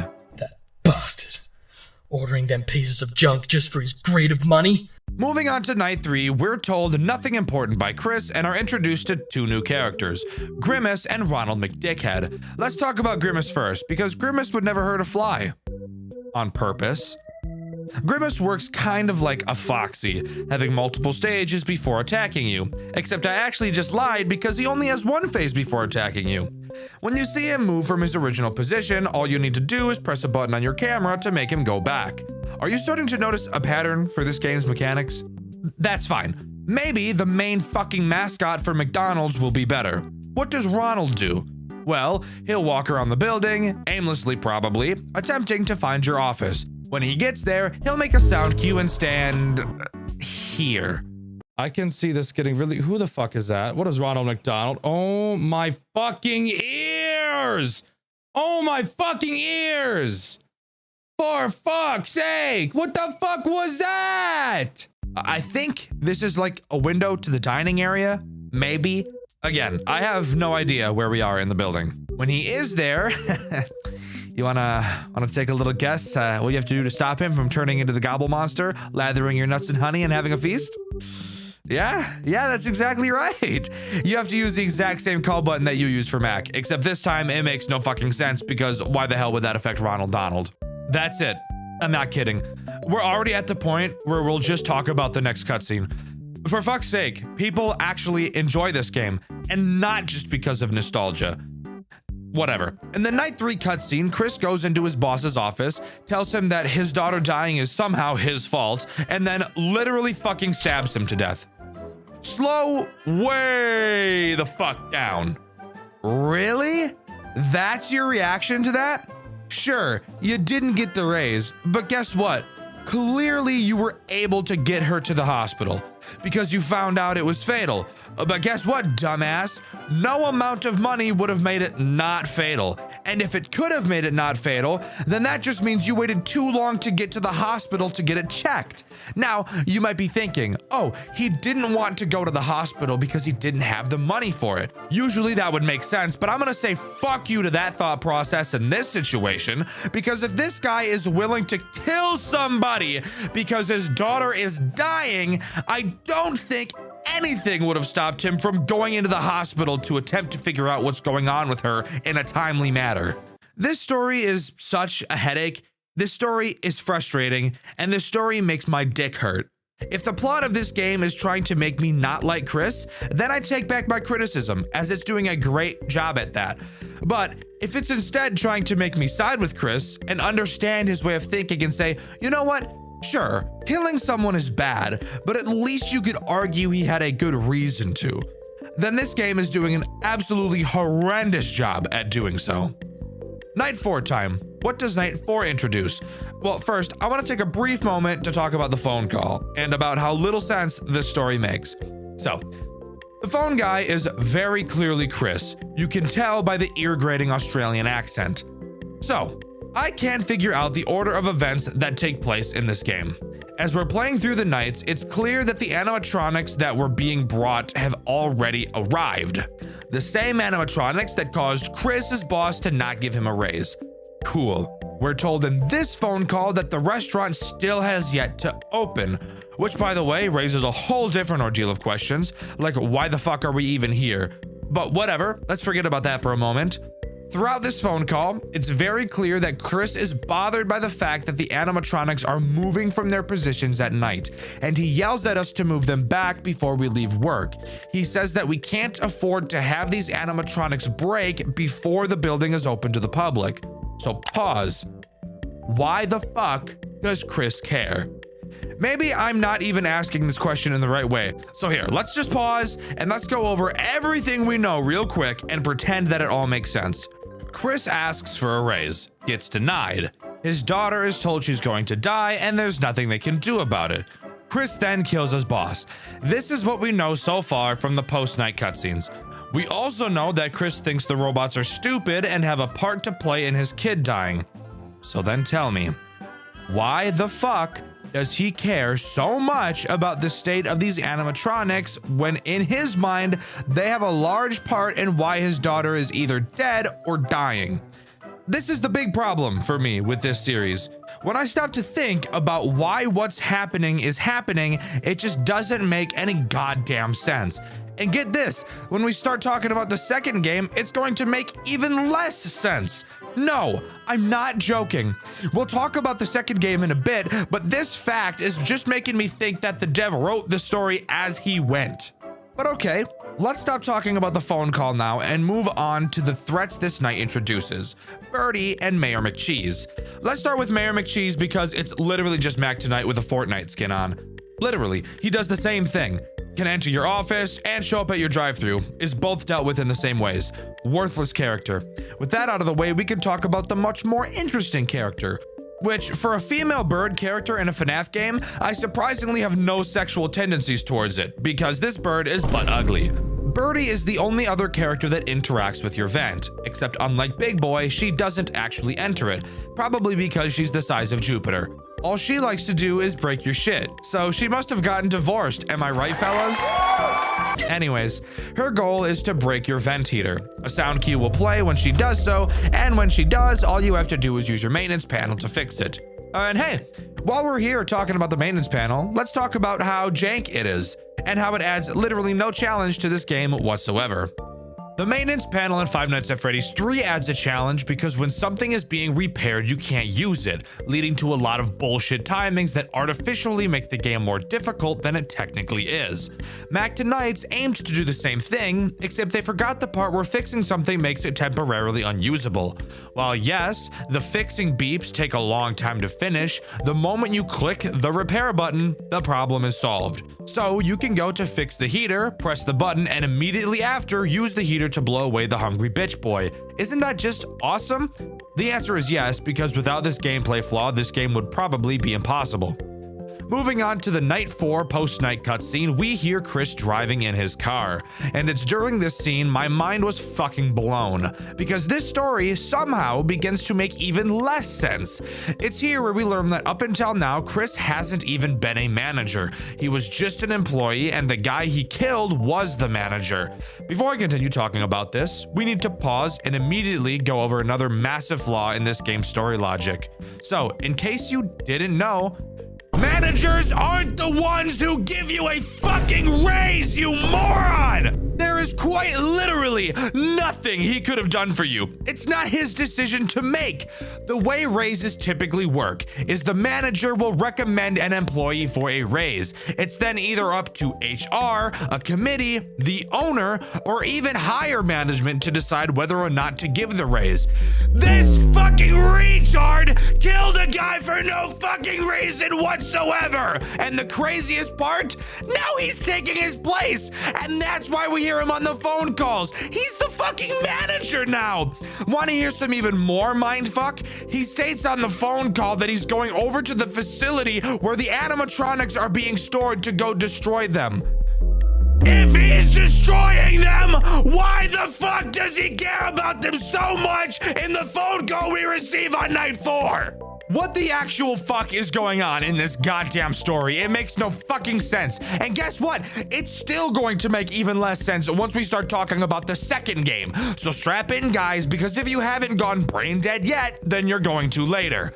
Going into night 5, we receive one last phone call from Chris. He thanks us for protecting the animatronics, even though literally in the night previously, we got yelled at for letting them move. But fuck it, whatever. At the end of this phone call, something enters the office and ganks his ass.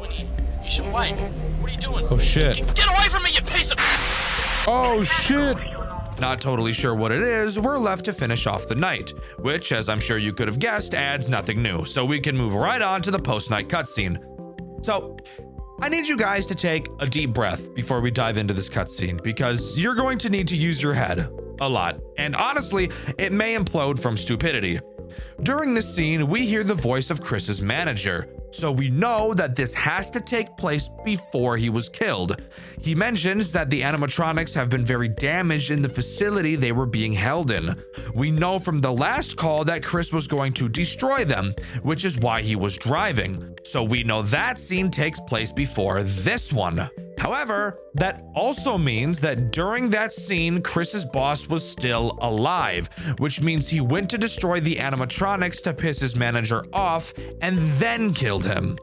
Now, slow down. That doesn't make any sense.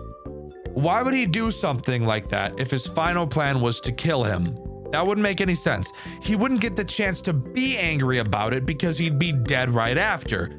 I should also mention that his manager mentions needing to check the cameras to see what damaged them. And from a very, very important detail we will learn in the second game, it makes the scene where his boss is killed even more confusing. But I'll talk about that later once we learn this very important detail. For now, let's just move on to night 6. Remember how I said the call we got from Chris on night 5 was the last? Well, guess what, shithead? I lied to you. That's right, never trust YouTubers, especially not FNAF ones. They're either liars or pedophiles. And seeing the types of people I'm up against, I'm really glad I got given the liar trait and not the other one. Anyways, yeah, we still do get a phone call from Chris this night, except this time it's revealed that he's turned into an animatronic. Woo, spooky, bitch. For some reason, he wants to kill us. I don't know why. He says that he can't have any witnesses, but that brings up way more questions. One, is he implying that we saw him kill his manager? Because I'm pretty sure we didn't. Trying to follow the timeline would show we weren't even working here at that time, so that's not possible. Second, even if we did see it, you're dead and have been turned into an animatronic or something. So it's not like you can be held responsible for your actions anyways. Also, yeah, I think it's pretty obvious Chris got killed by Mac in Night 5's phone call, as Chris is now a new threat in this night that will attack you. He's literally just Mac. He even looks like Mac. He attacks the doors, attacks the drive-thrus. Wahoo! Once you beat Night 6, you'll be thrown into a sort of free roam section, except not really, because it's a scripted scene where you walk up to Mac. He looks at you and the screen goes black, and then we get to talk about the post-night cutscene.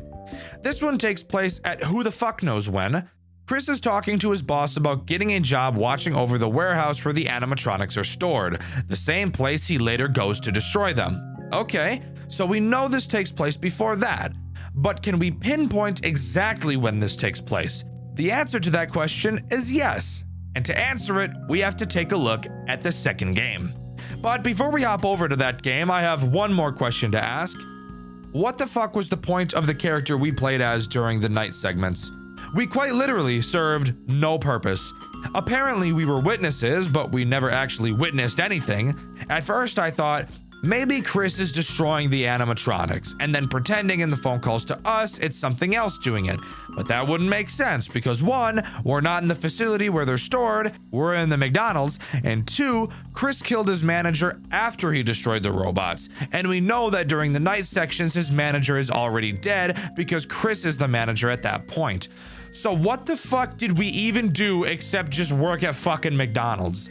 I guess we got looked at by Mac at the end, but it seems like we were just utterly useless. Also, we were wearing a yellow glove, which would lead me to believe it was actually in the POV of fucking Ronald.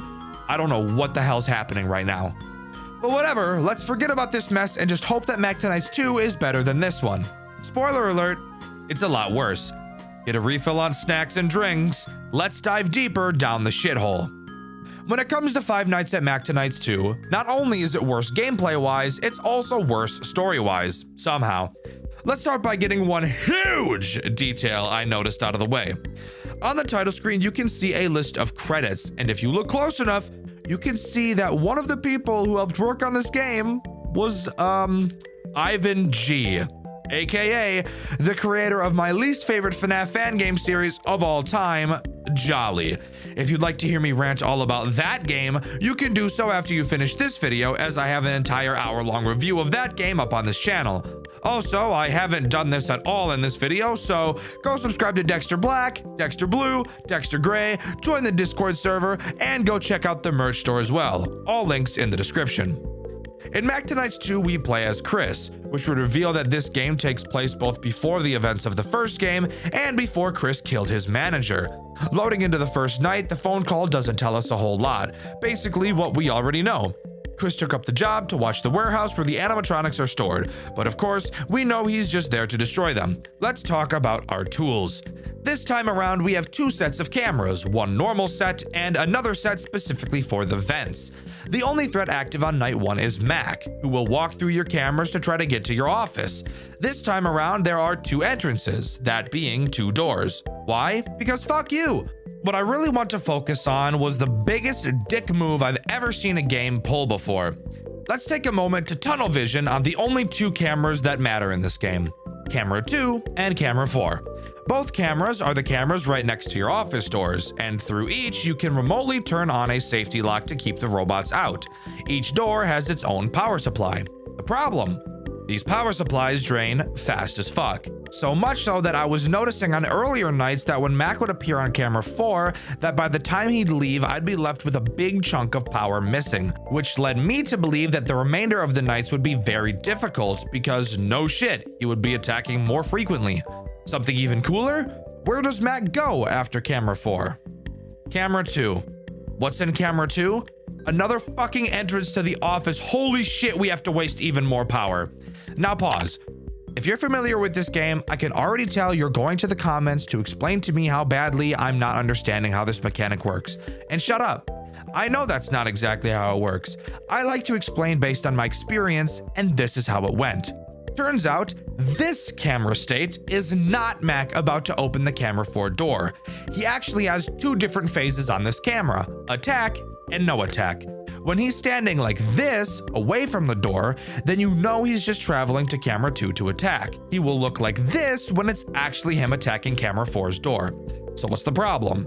Well, I literally never saw Mac go into his attack camera 4 state until night 3. Excuse me?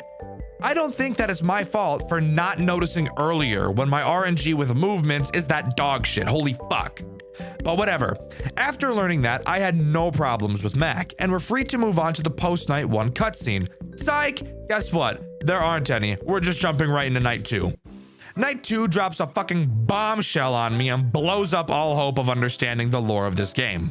It's revealed on this night that the phone guy isn't Chris's boss, as he mentions that the manager at a McDonald's had his throat slit, now establishing that Chris had already killed him. This doesn't make any sense, and it pisses me off. And you'll understand why later when we talk about that very important detail I mentioned earlier, so just bear with me a bit longer. For now, let's go over this night's threats. This night introduces this game's Toy Freddy equivalent, the Hamburglar. And no, not because of his game mechanics, but because he's a fat ass. He is the character to introduce the vent mechanics, exactly how he does in the first game, except this time it's somehow even more worthless. Once he enters your vents, he will appear in any of the 4. When he does, all you have to do is seal the vent he is in until he leaves. Each vent has its own power supply, and these two drain very fast. But that doesn't matter because even during this game's most difficult canon night, you will hardly ever be attacked. The phone guy mentions that only one vent can be sealed at a time, but fun fact, that's actually just not fucking true at all because you can seal all of them at the same time if you really wanted to, so that's cool. Night 3 introduces one new threat, but before we can talk about that, we need to talk about the headache that is this night's phone call. During this call, the phone guy tells us that Mac's box was moved and looks like it had been opened. Of course, that makes sense because we watched him walk around the building. All good. Whatever. However, he also mentions the progress the police have made on the murder of Chris's manager. They found out he was a former employee and that he was spotted running out of the building wearing a mask and a McDonald's uniform. Pause, please. My brain can only take so much stupidity at a time. So, what this tells us is that at the time Chris killed his manager, he wasn't working at the McDonald's because they referred to him as a former employee. That doesn't make sense because during the Night 3 cutscene in the first game, when Chris enters his manager's office to kill him, his manager mentions that there's nothing he can do to help. So we know he was working there. Maybe that was a mistake and he wasn't working there, or maybe this is a mistake and they shouldn't have said former employee. But let's just say this game is correct and he was a former employee. Why the fuck was he wearing a McDonald's uniform if he didn't even work there? This story doesn't make any fucking sense and nothing lines up. No, this is not a case of the game being mysterious and, ooh, it's our job as theorist hunters to piece it together. Fuck you. This is just bad writing, like really fucking bad writing. We still haven't even gotten the real bombshell yet, the very important detail I've been talking about throughout this video. But before we can get to it, we have to talk about tonight's threat, Birdie. Birdie did something unique in the last game. What about this one? Nope, she's just a hamburglar. Enters vents, seal them, that's it. Moving on. Night 4 somehow manages to make even less sense than ever before. We're told that Birdie had gotten damaged, like a crowbar was smashed into her face.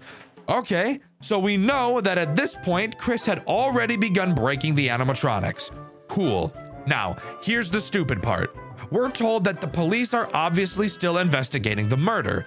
They questioned all the current employees about the incident, and the phone guy tells us, no joke, that they put the employees who were suspects through a lie detector. Fuck the fact that lie detectors can be notoriously inaccurate. Let's talk about the fact that they know it's a former employee. Ding, ding, ding, former. So why the fuck are the current employees suspects? That doesn't even make any fucking sense why they would suspect a current employee of being the murderer when they know it was a former employee. Sure, the guy was wearing a uniform, but they've already established that he was a former employee, aka not a fucking employee anymore. Am I overreacting? Does this story actually make perfect sense and I'm just retarded? I don't think it does. Anyways, the threat on this night is Mayor McCheese. He's just Mac. Goes to the door, close it, what the fuck ever. I know you guys are just interested in this story at this point and how retarded it is. Night 5 phone call. Let's go over it. Mayor McCheese was damaged, obviously our doing. We're told that today is our last night, yet for some reason we're told that we can come in tomorrow if we really want to. Why? I literally have no idea. And the phone guy literally offers no good explanation whatsoever. It's clear that at this point the phone guy thinks we're not doing our job well. And to be fair, we really aren't, so that makes sense. Really nothing important in this call, so let's just go over the final threat in this game, Grimace. Grimace, surprisingly, does something different than the other characters. He acts sort of like a phantom balloon bitch from Five Nights at Freddy's 3. He will slowly leave his box, and when he does, he'll appear on a camera. If you see him, close the cameras and he'll reset to his box. If you don't do it fast enough, he'll force your cameras to reboot, which will take a while. So like, Just close the cameras. Who gives a fuck? Let's just talk about this stupid fucking story and the stupid fucking important detail I've been teasing for the last half hour. During the Night 6 phone call, it's revealed that the phone guy checked the cameras of the warehouse and saw Chris breaking the animatronics, specifically Grimace. He tells us that we need to get out, blah, blah, blah. Yeah, we know, no shit, he's pissed, and rightfully so. But hold up. Did you hear what I just said? He checked the cameras and saw us. Doesn't that sound familiar? Oh yeah, it does. Why, you ask? Well, this little tidbit is that super important detail I've been talking about throughout this video. Towards the end of Mac Tonight 1, during the final cutscene, we hear Chris's manager mentioning that the robots are being damaged and that he needs to check the cameras. This would tell me that this exact moment is what he was talking about then. But here's the crazy part.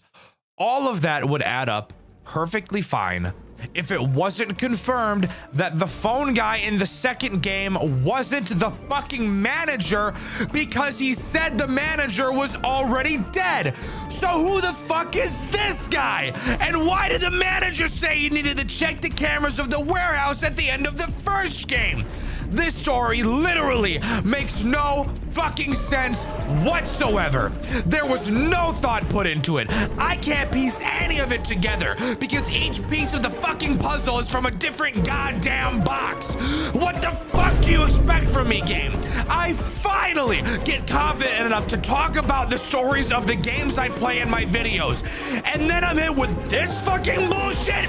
I've spent hours upon hours trying to figure this shit out to find out it's been completely fucking broken from the start. The gears in my brain are turning so fast, I think the whole engine altogether is gonna fucking explode. Thank God I got that out of my system. But that's all Five Nights with Mac Tonight's has to offer. Yes, by the way, before you say anything, I know that there is a third game, but fuck you. It's confirmed to not be canon, so I don't give a fuck about it. This series was an experience I would be okay with never going through again. It wasn't nearly as soul-sucking as Jolly, however, it was definitely enough to cut several years off my lifespan. From horrific gameplay to the worst story I've ever seen in my life, Mac Tonight's truly doesn't have it all. But let me know what you think. Do you agree with me, or do you think Mac Tonight's is the greatest OG fan game of all time?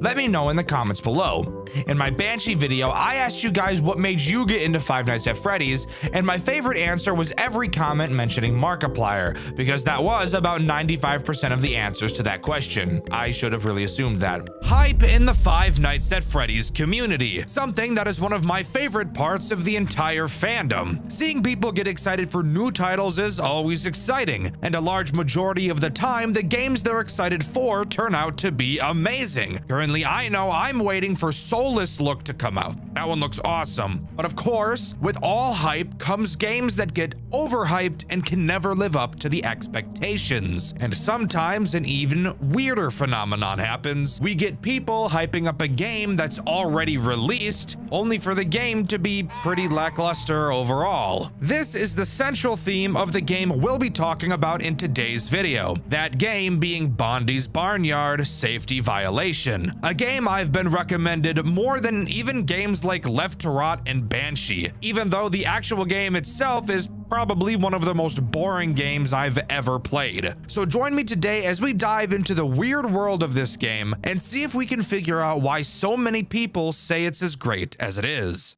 Bondi's Barnyard starts like many other FNAF games just like it, with a newspaper clipping. Psych! I just lied to your stupid, ugly face. It doesn't start with a newspaper clipping. It starts with a cutscene. Something I know I tend to do frequently when talking about cutscenes in games is to criticize the voice acting if I feel like it's bad and takes away from the overall feel of the game. However, this game, as you'll see, is pretty silly in nature, and because of that, I feel like the definitely bad voice acting is actually pretty fitting. Take a listen. Security guard is really an arbitrary decision to fulfill a legal requirement. Bondi, Grice, 40, they're all equipped with a security system capable of tracking down any intruder. They can even hear a person breathing within a 50-meter radius. What about the cow? Coo the cow is different in that she is designed to care for a child who has lost their parents. She will keep them closer until the parents return. Excuse me, but this all seems a bit excessive for a children's establishment. Well, even though the animatronic security system is very hands-on, they wouldn't be able to kill an adult. What about a child? Oh shit, he able to kill the fuck out of a child. Gulp! Alright, after that silly little goofy cutscene insinuating that the robots could 100% kill a child, which I'm in total favor of, by the way, then we finally get the newspaper about a missing child. How interesting. I know if I saw that headline in the newspaper, I'd be smiling from ear to ear. Child missing. A child's gone missing at Bondi's barnyard on their own birthday. The child's mother filed a missing persons report to the local authorities. The restaurant claims no wrongdoing, but have doubled their safety precautions and has employed a full-time security guard. Unlike most other FNAF games, Bondi's Barnyard, also known as Bondi's Barnyard Safety Violation, is only one night long, but split into multiple hours. Now, I've mentioned that this game has been hyped up a lot, but why is that, you might be asking? Is it because of the visuals? No. Is it because of the gameplay? No. Is it because of the story? No. Then what could it possibly be, Dxtr? Well, my dear viewer, the answer to that question is likely because you play as the missing child mentioned in the newspaper, and that child is stuck inside of the cow animatronic the entire night. That's really about it as far as I can tell, because in all honesty, I think this game's actual gameplay is pretty weak, but we'll talk about that in just a moment. For now, we're thrown into hour 1, fresh meat. And I can start talking about the threats and the tools at our disposal. And the first tool I want to mention is our camera system and the fact that we just don't fucking have one. You may be wondering how the hell we're going to have an entire FNAF game with no camera system. That's a wonderful question. Let me go ahead and answer it. In front of us, you'll see 2 doors. You can close them both and flash your light into both. There's also one other thing that you're able to do, that being holding the mouth of the animatronic we're trapped in open so that we're actually able to breathe. You'll be able to tell how close we are to dying due to not breathing based on the percentage we see on the screen on the wall. You may be wondering how in God's dick that screen is showing us that, and the answer to that question is piss in your own mouth and gargle it. Obviously, while you're holding the mouth open, you won't be able to interact with anything else. So just like, only open it when you have the time. Which I promise you, you will have plenty of, by the way. All right, next thing we're able to do. Oh boy, oh boy, oh boy, I wonder what it could be. Nothing. It's nothing. I've literally just described to you every single mechanic throughout this game. Doors and a reverse Freddy mask. That is literally the entire game. Some people say that this is their favorite FNAF fan game ever made, and I just can't see how. You're going to see throughout this video how mind-numbingly boring this game actually is. One thing I want to mention is this game's version of phone calls. It does something very reminiscent of One Night at Flumpty's 2, that being having the phone call be a song. However, unlike Flumpty's 2, where the phone call song is actually a certified hood classic, the songs in Bondi's Barnyard sound just about as appealing as getting fingered in the bleachers after school by a guy who smells like BO and breathes really hard through his nose and his mouth at the same time. You are somewhere you're not meant to be. I guess you'll have to settle for the company of me. If the camera sees freeze up, say she's. Don't let them put you on your knees. Wasn't that just awful? Wasn't that just terrible? Wasn't that just dog shit? Wasn't that just horrendous? Wasn't that just amazing? Yeah, I know it was. Anyways, you may have noticed in that little jingle that the guy mentioned something about the camera. You might be asking yourself why he even mentioned the cameras if we can't even look at them. Well, that would be because there is actually a night guard on duty while trapped inside of this robot, which I will be honest is actually a pretty cool concept. However, quite a few plot holes open up because of this, the main one being pretty obvious. However, before I explain that plot hole to you, I should first mention the first first threat this night introduces, that being the camera I just mentioned, being able to see it clearly directly in front of you. Occasionally, throughout the night, it will activate. While it is on, if you are to interact with anything, that being the doors, the lights, or the suit itself, the camera will spot you inside the suit and you will die. Now, the plot hole I want to mention is, if we're a child trapped inside of this robot, why the hell would we not make it obvious that we're trapped inside the robot? Like, trust me, I get it that the robot kills us if we let the guard notice us, but like, how would the kid even know that that would happen? I know the phone guy or whatever explained it to us, but in all honesty, I highly doubt the kid was paying any fucking attention to that. Have you ever met a child? Truly one of the most terrible experiences anybody can have. I literally hate them. They're retards. Stupid fucking drool leaking out of mouth ass waste. But Dxtr, you were a child once. Yeah, and my mom is a saint for not dropping me in the dryer and turning that bitch on spin cycle. She has much more restraint than I. Anyways, moving on. There was only one other threat introduced on this night, and that threat is your big fat patty whacker double-decker dick smacker crack whacker poop fapper mother, aka just a fucking robot pig. Does it have a name? Yeah, probably, but I'm not going to waste my time and look it up. I've got complaining to do. The pig's goal is to make it to your left door. Once he gets to the door, just close it until you hear him bang on it. Then you can open the door again. That's it. And there's literally nothing interesting you can do while waiting for him to appear. At least in other FNAF games, during the boring first night, you can at least spam through the cameras. Fucking something interesting, but this game just has nothing. Do you want to see what a majority of this game looks like?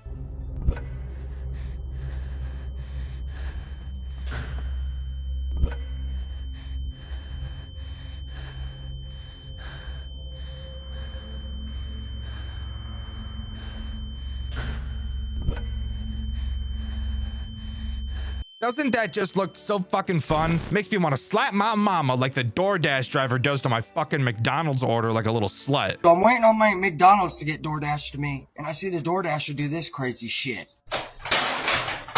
Anyways, before we move on to night 2, we need to talk about the post-night 1 cutscene. Great! As if I wasn't already sitting on my ass doing absolutely nothing, now I get to stick my thumb on my ass and mindlessly stare at a screen even more. Happy birthday, my child. For your gift, I'll let you go to Bondi's barnyard. Okay. I guess we go to Bondi's then. Hey, The you fuck look was that? sharp as a sausage. I'm building a house. What is it? Is that just like the little voice box? The little What speaker? material should I use for it? Oh, you're a little piggy, so you should make your house out of bricks, bro. Out of bricks. Of course. Yes. Thank you. You are so fucking welcome, bro. I've read the story. I know what happens if you don't use those motherfucking bricks. 2 a.m. count sheep. How about you count my balls? 1, 2, and also 3, because one time in high school I landed real weird and one split in half. So wasn't that just an amazing use of my time? I don't know who shot this dog. I don't know who shot this duck's dog in the... I don't know who shot this duck's dog in the fucking face right in front of him, but he has no reason to be looking all traumatized like that. Obviously, you could tell what happened in the cutscene since you just saw it, but one tiny detail I do want to point out that you may have missed is the disgusting render of a duck that can be seen during the first fade to black. Pretty cool, I suppose. All right, hour 2, here we go. How are we feeling, everyone? Good? Huh? No? Pretty bad? All right, fuck me, I suppose. Well, since you guys aren't excited, I'm going to be making you listen to the second call this game has to offer. Truly, some M&M level bars are on the way. Barnyard safety violation, type 2. When the clock strikes 2, one threat becomes a crew. Just make sure you check the right door. Otherwise, you might not be prepared for what's in store. Lovely. My ears only hurt a lot. Thanks for asking. Anyways, what is the amazing threat introduced on this night? Well, have you ever seen Corey in the house? Well, the threat introduced on this night is a sheep. This sheep, in all honesty, adds a mechanic that adds a lot to this game. Probably more than any other character. This single sheep is actually the reason why I decided to make a white video on this game. I was thinking of what game to talk about next, and I've had this one on the back burner for so long just because of how fucking boring it is. But then I remembered this sheep and the absolutely extraordinary unique mechanic he introduces. Listen to this. He walks to the right door. and you have to close it. I fucking lied. He's just a fucking pig. God damn it. You really honestly thought I was about to reveal a mechanic so mind-boggling that I have to gracefully wipe my nuts across a cactus? Absolutely not. The only thing this game reminds me of is the massive shit I took earlier. Like, guys, I'm literally not even playing around at all. This is actually the only thing introduced on this night. And the night is still slow as hell, too. Do you want to watch this entire night? Because I'm about to show it to you in 10 times speed. Literally absolutely nothing is going on in this damn game, bro. I'm sitting here, day in my hand, ready to start cranking my shit, but there's not even any hot animatronics for me to oogle over. I quite literally have no material to work with for this video. I'm trying my damn hardest since I've been getting asked to make a video on this game for months at this point. Damn, guys, I'm struggling. Why do you like this game? Anyways, let's move on to the post-hour 2 cutscene. Hey there! Hi. Would you want to be my little shepherd for today?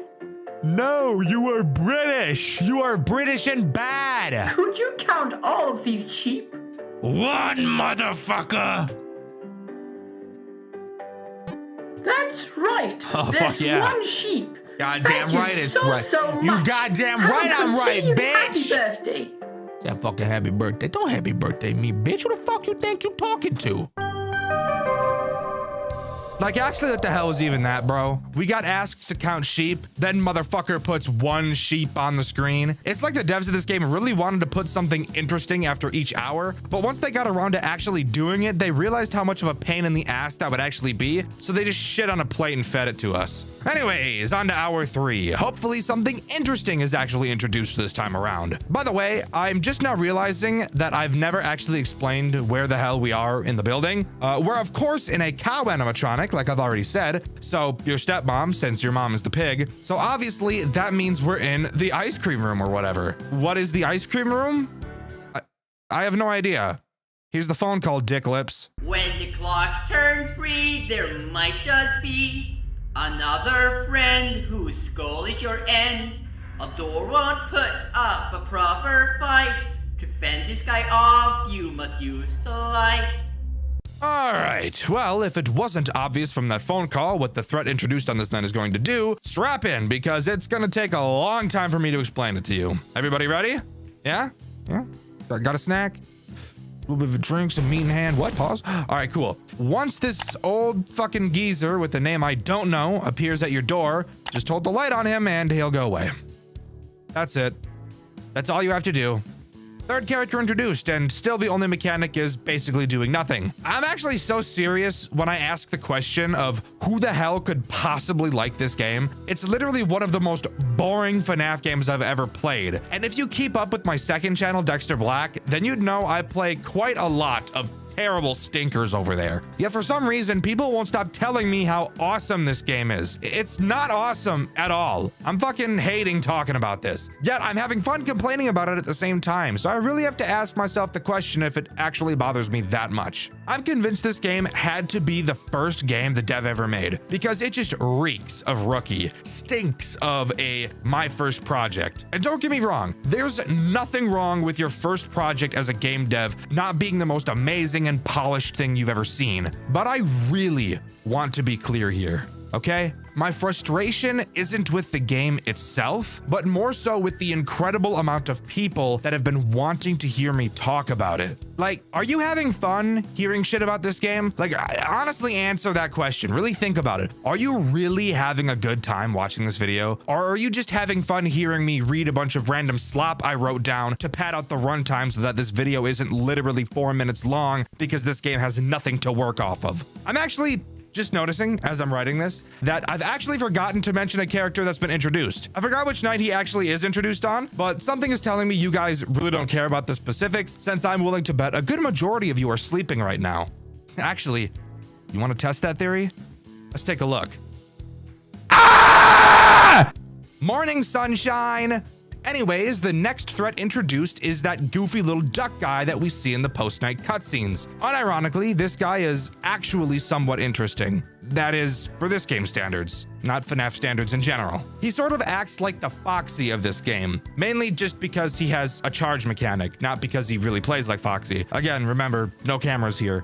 At complete random, that screen that keeps track of our death timer will randomly turn on and show the path that runs across the floor of the room we're in. You'll be able to see the duck running across this path. Depending on which direction is shown, you will have to close the corresponding door before the duck literally throws its entire body into it like your mom throws her entire body into the Make-A-Wish kid standing in line at the Golden Corral. So there we go. Now I've covered everything that's happened in the game so far. And with that, let's move on to the post-hour 3 cutscene slash minigame that never ends up being an actual minigame because it's just a cutscene and then you click once, and calling that a game is a little bit generous. Welcome to Bobby's Barnyard.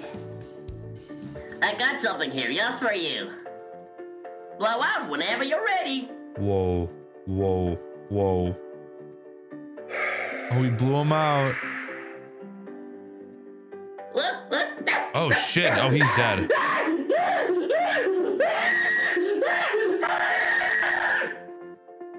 What the fuck? All right, so that cutscene was quite a bit different and more interesting than they usually are. A man died, very based. He had a stupid nose anyway, so that's totally fine by me. And we got to see some more creep shots fade onto the screen, including a crazy back shot. Pause. All right, we've done this 3 times already. How about we go for number 4? Are we ready for another literal fire diss track? The likes of which you've never seen before in your 14 years of life on this planet? Because I know damn well, despite the amount of times I say in my videos that children really shouldn't be watching them, all of you little fucking gremlins keep doing it anyways. You should know exactly what's in stock. Now and it's 4 o'clock. All right, so clearly MC Retard is running a bit low on music material. That's fine. Let's move on to talking about the new threat this hour introduces, and that would be a total of 0 because nothing new was added on this night. However, it is technically harder than the previous night for one main reason. The characters attack much more frequently. At least one attack every 10 seconds or so. While this still doesn't make the game hard by any means, at least now the gameplay isn't just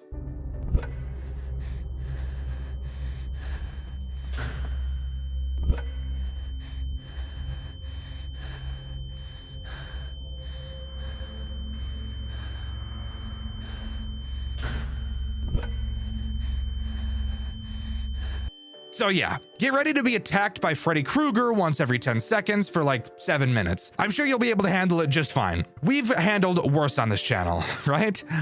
Let's do some reminiscing. This game has put me through so much bullshit! I've been holding back way too much, I think I'm gonna fucking explode! You're like a toddler, a little stupid drooling baby, a little insignificant word. You're basically just dropping to your knees and praying the game doesn't skull fuck you. No fucking shit, we're gonna take the juice, you dumb bitch! I swear to God, intelligence is chasing the squirrel, but she's just so much faster. How about you go find my nuts? Yeah. Great times we've had on this channel, huh? I'm glad you and I can just be happy all the time, never upset, constantly having a great time, never complaining about anything. Just plain old ignorant bliss all the time. Like this stupid looking cat. I love that guy. Anyways, on to talking about the post-hour 4 cutscene. Let's take a peek, shall we? Hello, I'm Coo the cow, and, is something wrong? Don't worry. Whatever it is, I'll protect you. Ooh. I promise. Yeah, I think I'm stuck in you right now, bro. I'm digging in you. Literally the exact same expression when I catch a glimpse of my homie's hog in the shower. The only thing missing is a bit of drool, a little saliva. Editor, add in some saliva here to make it a little bit more realistic. Yeah, that's what we like to see. You get paid to do this. How does that make you feel, little piglet?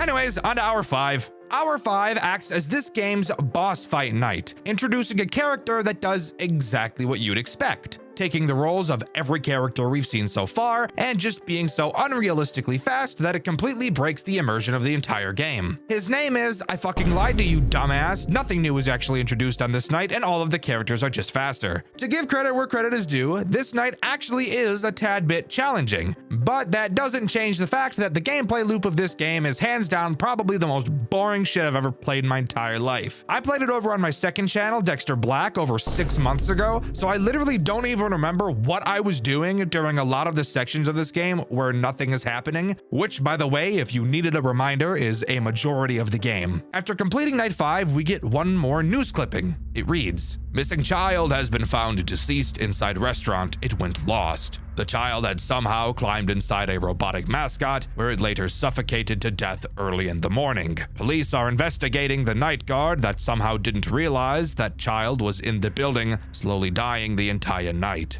So yeah, the child we played as still fucking died. All of that mind-numbing work just for the kid to die anyways. Love it. And you might be thinking, well, Dexter, that's just a bad ending. The good ending has the kid survive. But little did you know, you're actually more wrong than people that think the word stuff in Oreo's Double Stuff has 2 F's. It just doesn't. And this game, it just doesn't have a good ending. Or a bad ending for that matter. This is literally the only ending that you can get. And the child dies, which honestly sounds like a happy ending in my book anyways. Now, truth be told, that's not all this game has to offer. There are a plethora of custom night challenges to try out, including 5 additional characters that will be added throughout them. Now hold up, you're telling me that this game had 5 additional characters and none of them were used in the base game? Why? Don't get me wrong, I'm very aware that plenty of other FNAF games do this. Chuck E. Cheese Rebooted, FNAF Showtime, and Freddy's Reanimated to name a few, but the difference between those games and this one is that those games all had a base story mode that was actually interesting to a point where they didn't need more characters, and the extra characters were just something fun to add on top of it. Bondi's Barnyard did not have that. I feel like they really should have used these characters throughout the main hours of the game to stop their players from committing seppuku. But hey, here we are, so let's quickly talk about all of them. The first guy to bring up is Pablo the Frog. His mechanic is very simple, but actually makes that pretty much arbitrary air percentage actually important. The air percentage goes down so slow that you very seldom have to think about keeping it up. Pablo fixes that problem.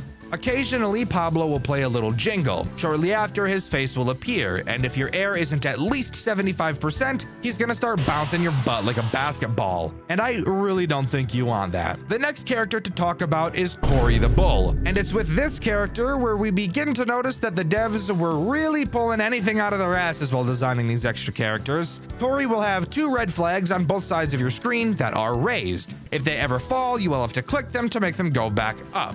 If you don't, he's gonna make you spin on his dick like a BBC tornado. Shout out Zigbay.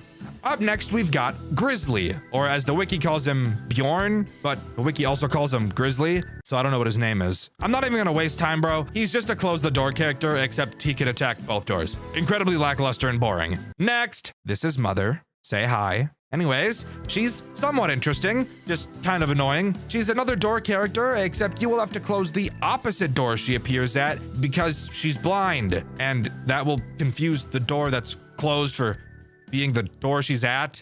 I'm not kidding, by the way, that's the reasoning given by the wiki. Finally, we've got Jeeb the Goat, easily being the most interesting character in the entire game. He will be in the room with you the entire night. At random, he will lift his head up and look left or right. During this time, you cannot click on the side of the screen that is in his line of sight. This would mean no dealing with that side's door or that side's Tory flag. You will have to click his head to deactivate him, but if you don't do it fast enough, he's gonna break your back like Kung Lao. And there we go. That's every additional character added in the custom night. And with that, that's all Bondi's Barnyard safety violation has to offer. Originally, I wanted to hold off even longer on making this video, since there's actually a second game being worked on called Bondi's Barnyard Roots. However, the announcement for it was made in 2023, 3 years ago, and it's still not released. However, the dev is still posting teasers for it as early as a month ago, and in all honesty, the game is looking pretty solid and much more interesting than the first, so I am excited to cover it when that comes out. Overall, I think Bondi's Barnyard is incredibly overhyped. I was expecting literal peak when I heard the way people were talking about this game, only to open it up and spend most of my Dxtr Black videos commentating because this game literally had nothing to go on during it. I think there's a lot of stuff this game could benefit from, namely cameras, so there could be some more variety in mechanics. I honestly don't think the story is terrible. I think having a bad ending forced is actually pretty interesting, and it does make the anticipation for the second game just all the more interesting.